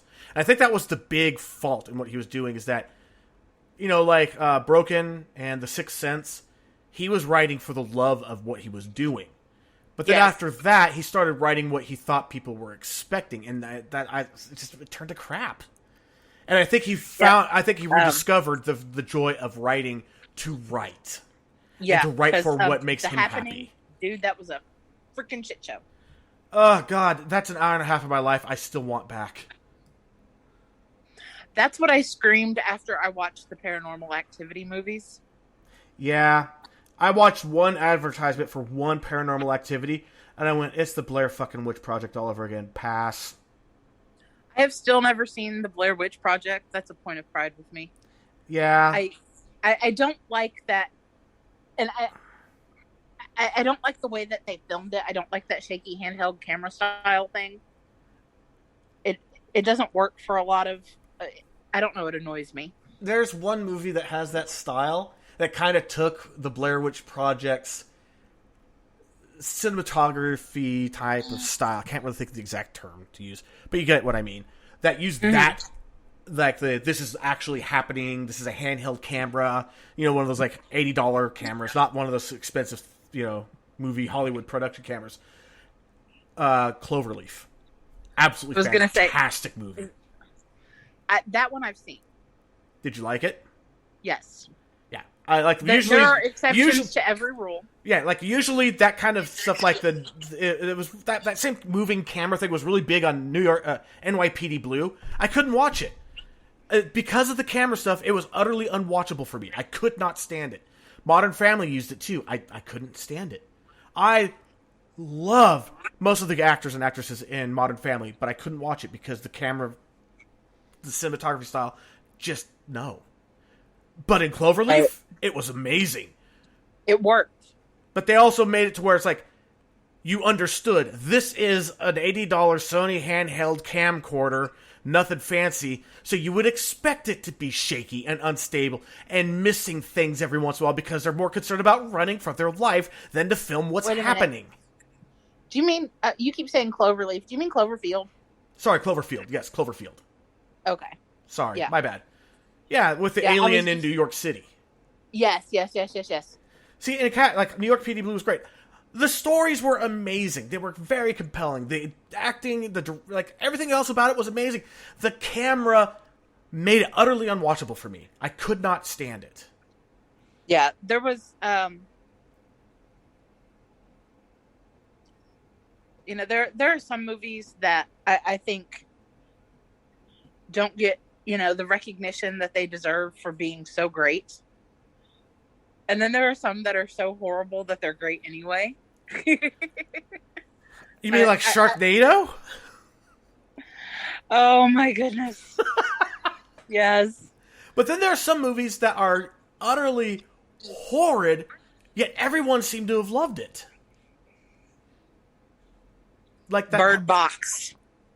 Yeah, I didn't watch it. I don't want to watch it. It's like The Happening with blindfolds. Save yourself. Thank you. I mean, it's kind of like Rebecca Black's Friday song. I never heard it. I'm glad. It's a point of pride for me. Yeah. Being that my name is technically Rebecca, I've heard it. People are like, oh, listen to the... No, thank you. Nah, I'm good. Yeah, Kat was just saying that Cloverleaf didn't bother me like Blair did. Okay, Kat, you're saying such as. What do you mean exactly? Yeah, Devere knew we'd eventually devolve into TV shows and movies. Hey, it's better than bathrooms. Yes.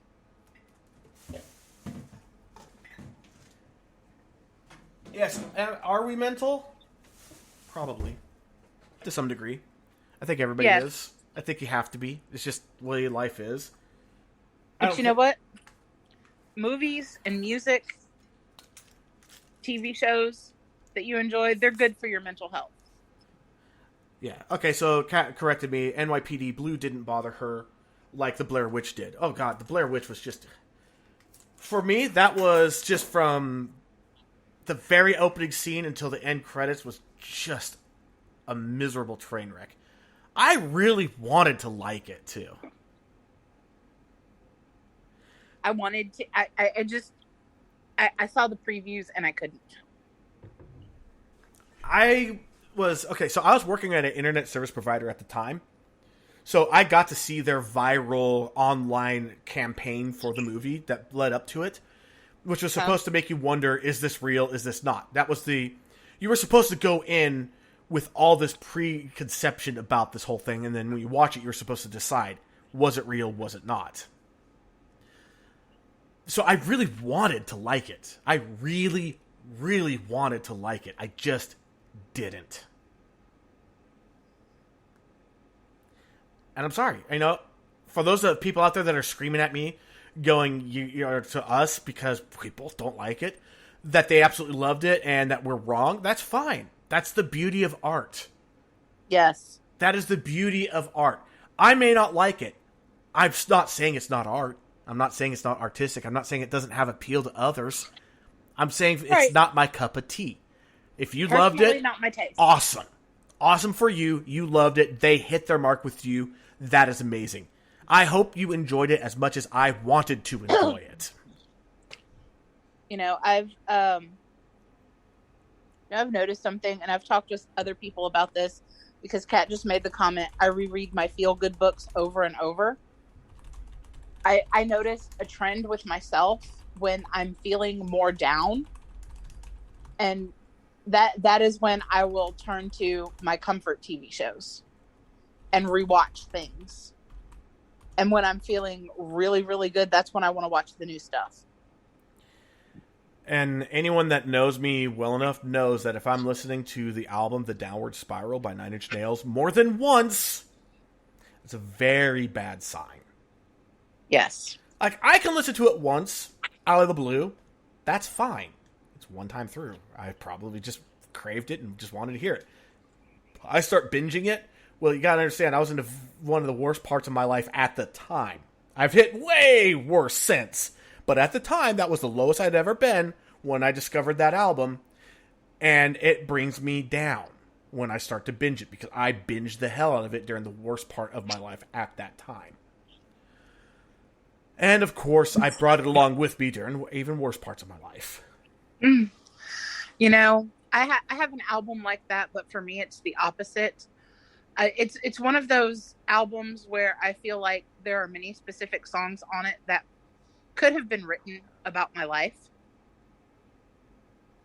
And when I feel down or depressed or I'm angry, that's my go-to album. And that is? Tori Amos, Little Earthquakes. Good album. I love it. Good album. Yeah, Tori Amos, one of the concerts that I was advised would probably be a good one to skip because, yeah, the women would kill you because you're a man. I'm like, okay, but I like the music. Yeah. Shouldn't that matter? I'm sure it's just hyperbole. I do like the episode of Bob's Burgers where they had the food truck and they were at like a food truck festival and they had an entertainer on stage, and you can tell she is supposed to be a representation of Tori Amos.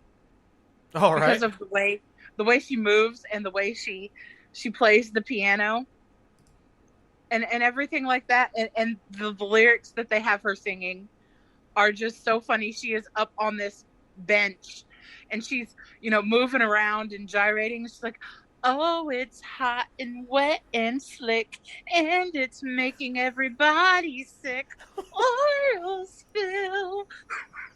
What the fuck? Yeah. Well, okay, Bob's Burgers. Oh, speaking of which, now that you have Apple TV Plus, Central Park, from the makers of Bob's Burgers, but they're uncensored.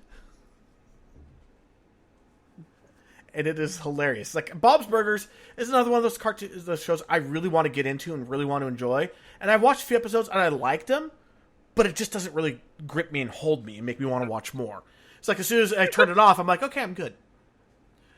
I resisted watching Bob's Burgers for the longest time because I was just like, I don't know. It's John Benjamin. God damn it.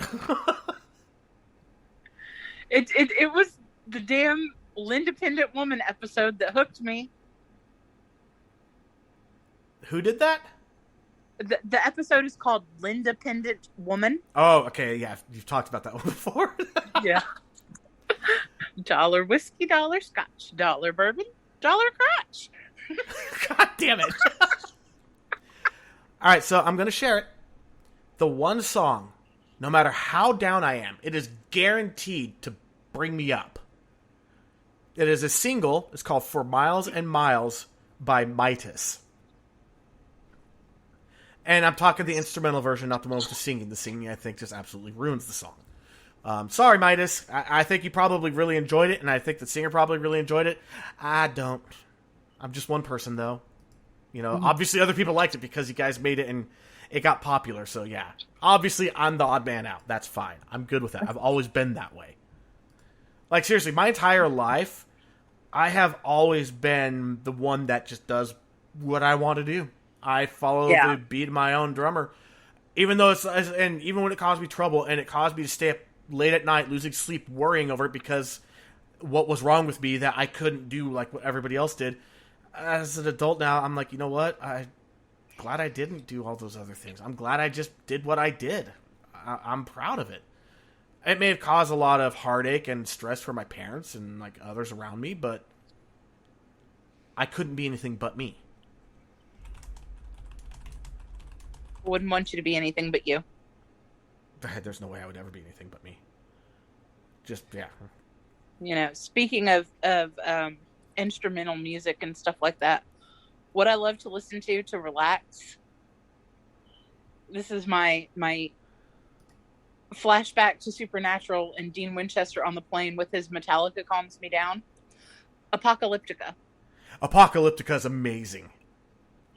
I love their instrumental covers of Metallica songs. They're just beautifully done. They really are. Now, we actually had a cover of a Metallica song at our wedding reception for my wife and me, believe it or not. Nice. Nothing Else Matters. They are my favorite band, and that is one of my favorite songs. Trying to remember who sang. Cat says, unless you can be a dragon, then always be a dragon. Well, I say, do not meddle in the affairs of dragons, for you are crunchy and good with ketchup. All right, so here's the version of it if you want to hear it. It is Lucy Silva's cover of Nothing Else Matters. That cool. Was... I'll have to. I actually convinced my wife to allow us to be able to walk into that. Because I kept saying, I want this song. She's like, Metallica? I'm like, no. You don't understand. Even though it's a cover of Metallica's song, it's not done Metallica style. Yeah. I actually, that's one of my favorite random songs to just bust out and start singing. So close, no matter how far, couldn't be much more from the heart. Forever trusting who we are, and nothing else matters. I don't want to sing along with you because I'm afraid that the timing won't work out right, and everybody will hear us singing different things at the same time. So. Right. And I actually am dropping the link right now to I saw that. Lucy. Well, the first one was For Miles and Miles.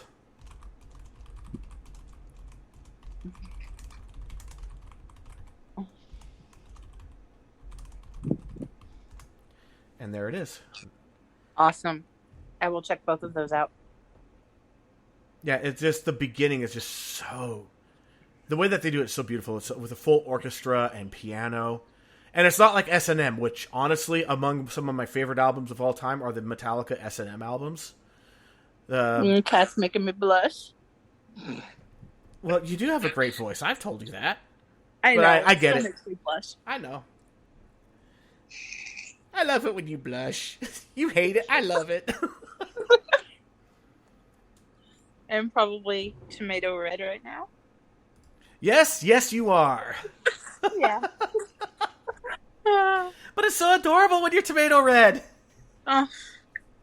Yeah, now you the just rest of the internet thinks that. Yeah, now you just roll your eyes at it, which is awesome. Shows that you've grown. Yeah.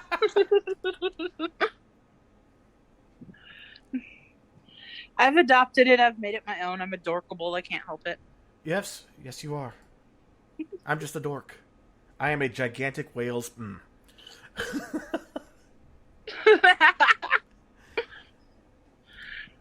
You know what? We've been on this now for about a little over 2 hours. Yes. So I think we're in a good place to wrap up. I think so too. Again, I'll go for it. I was like, we've had some good review. We've had some laughs. We've had some fun. Yeah. I'm so looking forward to seeing what this next year of podcasting brings us. Exactly. Yeah. I mean, I had no idea what a year would bring. I mean, I still remember doing a TikTok over a review of the first season and just how wowed I was. Had I only known what a year would bring. I mean, seriously. Yeah. And I'm going to probably look back, in the future and look back to the 1 year mark and be like, man, if only you knew. But that's the beauty of all this. This is literally my first podcast I've ever run. I'd only ever done one episode on one other podcast as a guest once. Ever. And that was the Porch Drunkies. And it was a blast. It was a hell of a lot of fun. We sat on their back porch and we drank and we just talked. And it was amazing. Definitely want to get them on the show. Oh, yes. Maybe not necessarily both of them at the same time because they both have their own stories. And maybe we'll do a joint one. Who knows? I would love that if I could figure out how to do, something so I could join into, because I know I can't actually go sit on their back porch. Right. Even though I'd love it. Well, we could remote in. And then we could do an episode. Demand that they call the episode Am I Drunky? Yes. But yeah, no, seriously. We got to talk a little bit about the future of the podcast. Let you guys know where the finances go. Because I know that it's like for me, when I donate to somebody, I'd like to know where it's being used. It doesn't matter too much to me, but it's nice. So I'd like to let you guys know. We haven't spent any of it on ourselves, on anything for ourselves. It's been 100% just reinvested back into the podcast. You're donating for the podcast. You're not donating for us. Right. And even if you said, no, I'm donating for you, go get something nice. I'm like, ooh, new microphone. Just that's right. The mentality that I would have. Or be like, hey, Bex, let's get you a laptop and get you this great microphone. Let's get you a good setup and get you going. You see, that's where my mind goes. Like if one day the show blows up and it's like, wow, we got like a $1,000 to play with. Hey, Bex, let's get you hooked up. Let's get you a studio going. Yeah, that would be awesome. That's just where my mind goes. That's because this is important. Not only to me, I know it's important to Bexy. I know it's important to a lot of you. I'm finally embracing that it's important. I kept telling myself that at first, and I believe it now. I do. I truly do. Yeah, this was one of the best ideas you've ever had, and I am so, so glad that you followed through with it. You hear that, kids? My podcast was a better idea than you. I said one of the best, not the best. Oh, okay. I'm sorry. Nothing tops those kiddos. No, they're the best. They really are. We went out on a Girl Scout hike, and I got to go along, and it was a blast. And I know exactly where I'm going for Science Sunday to try to catch some queen ants, because I'm going to raise, hopefully, a carpenter ant colony in a formicarium, so my kids can actually witness the beginning, middle, and end of a colony's life cycle. And with carpenter ants, it's about a 5-year life cycle. So I think It would be absolutely amazing. Starting out with just having the queen in a test tube, with water supply, food supply, having to refrigerate the broods, the colonies every year. Otherwise, they will stress out because they have to have a winter cycle. Have to. So you literally stick them in the refrigerator for like a couple of months. I think it'd be a great learning experience. Plus, I've never done it before, so I'm really excited. I had an Uncle Milton's ant farm. It sucked. My ants all died within 2 weeks. This is something that can last for years.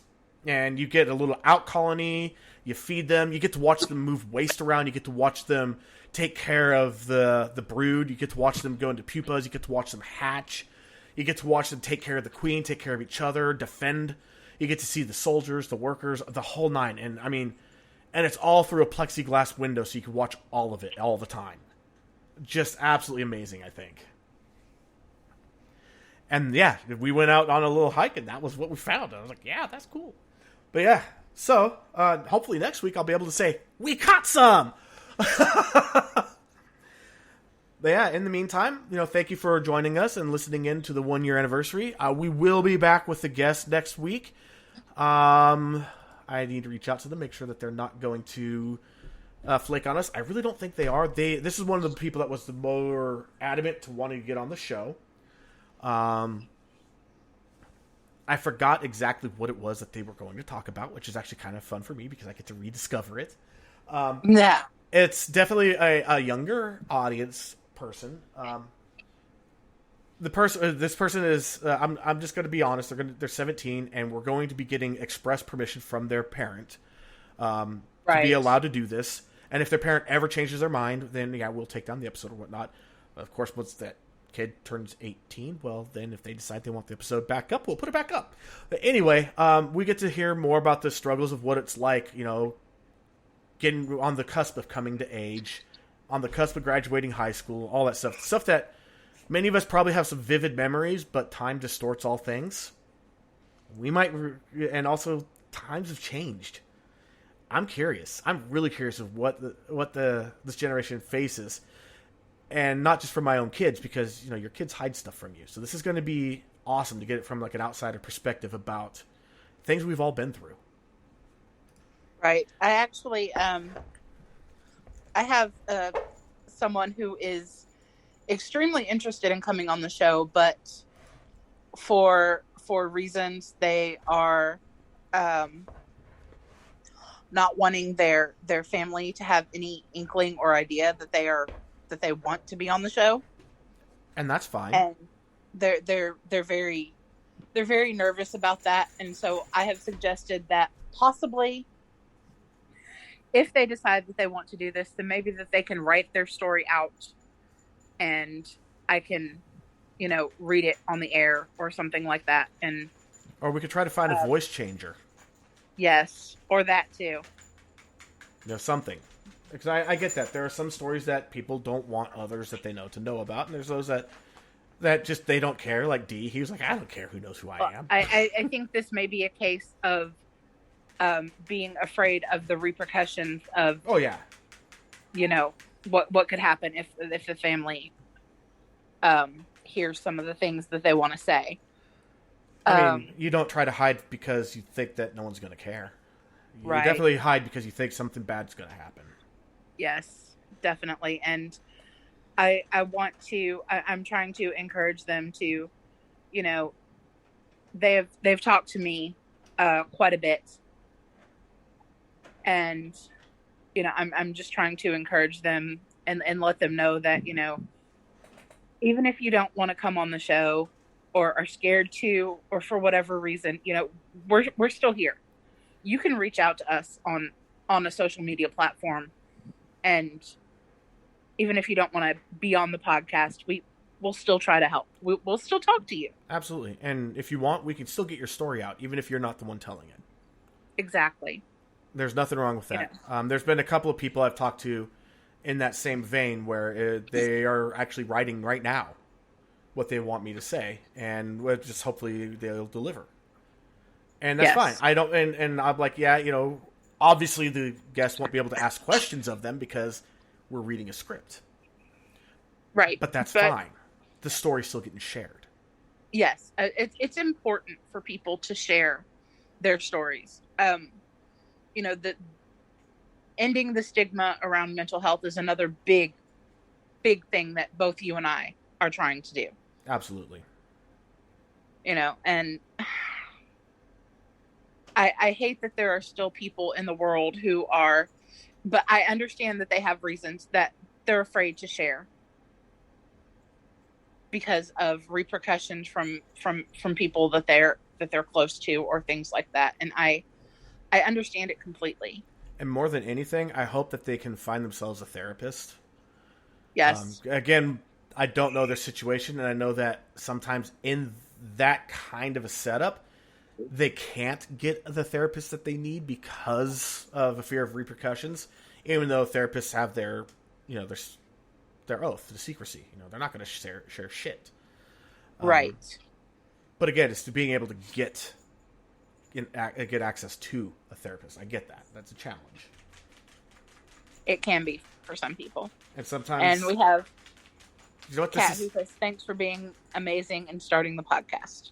Oh, well, thank you for that. Yeah, no problem. I'm glad I did this. I'm glad Bexy kept kicking me in the ass to do this. I'm glad that she wasn't the only one. There were a number of people, but Bexy's footprint is probably the one that's the most red. Well, I do have fairly good aim. Yes. And I still haven't pooped right since. Sorry, I had to throw that out there because we are on our own. We don't have any supervision. But yeah. It was bound to happen. Yeah. But no, we seriously, there's a lot of good things that coming up on the horizon. There's stuff I'm still struggling with to try to get done that I said was going to get done. I haven't given up, like the forums, the resource page. I really honestly think that the resource page and the forum should go together. That way we could have discussions by each episode and have the resources just right there. And I have a few other ideas up my sleeve. I'll just keep them tight to the vest for right now because, yeah, I've discovered that I'm more motivated to get things done when I don't say anything about them. So there you go. I'll hint, which will make me then self-accountable because, damn it, I hinted. Now I got to do it. But I haven't said what it is, so it kind of motivates me even more. Anyway, everybody, thank you again for listening. We'll come back next week. Again, like I said, we're going to have our own episodes again. Until then, I'm E. And I'm Bexy. And we'll see you next week. Bye, y'all.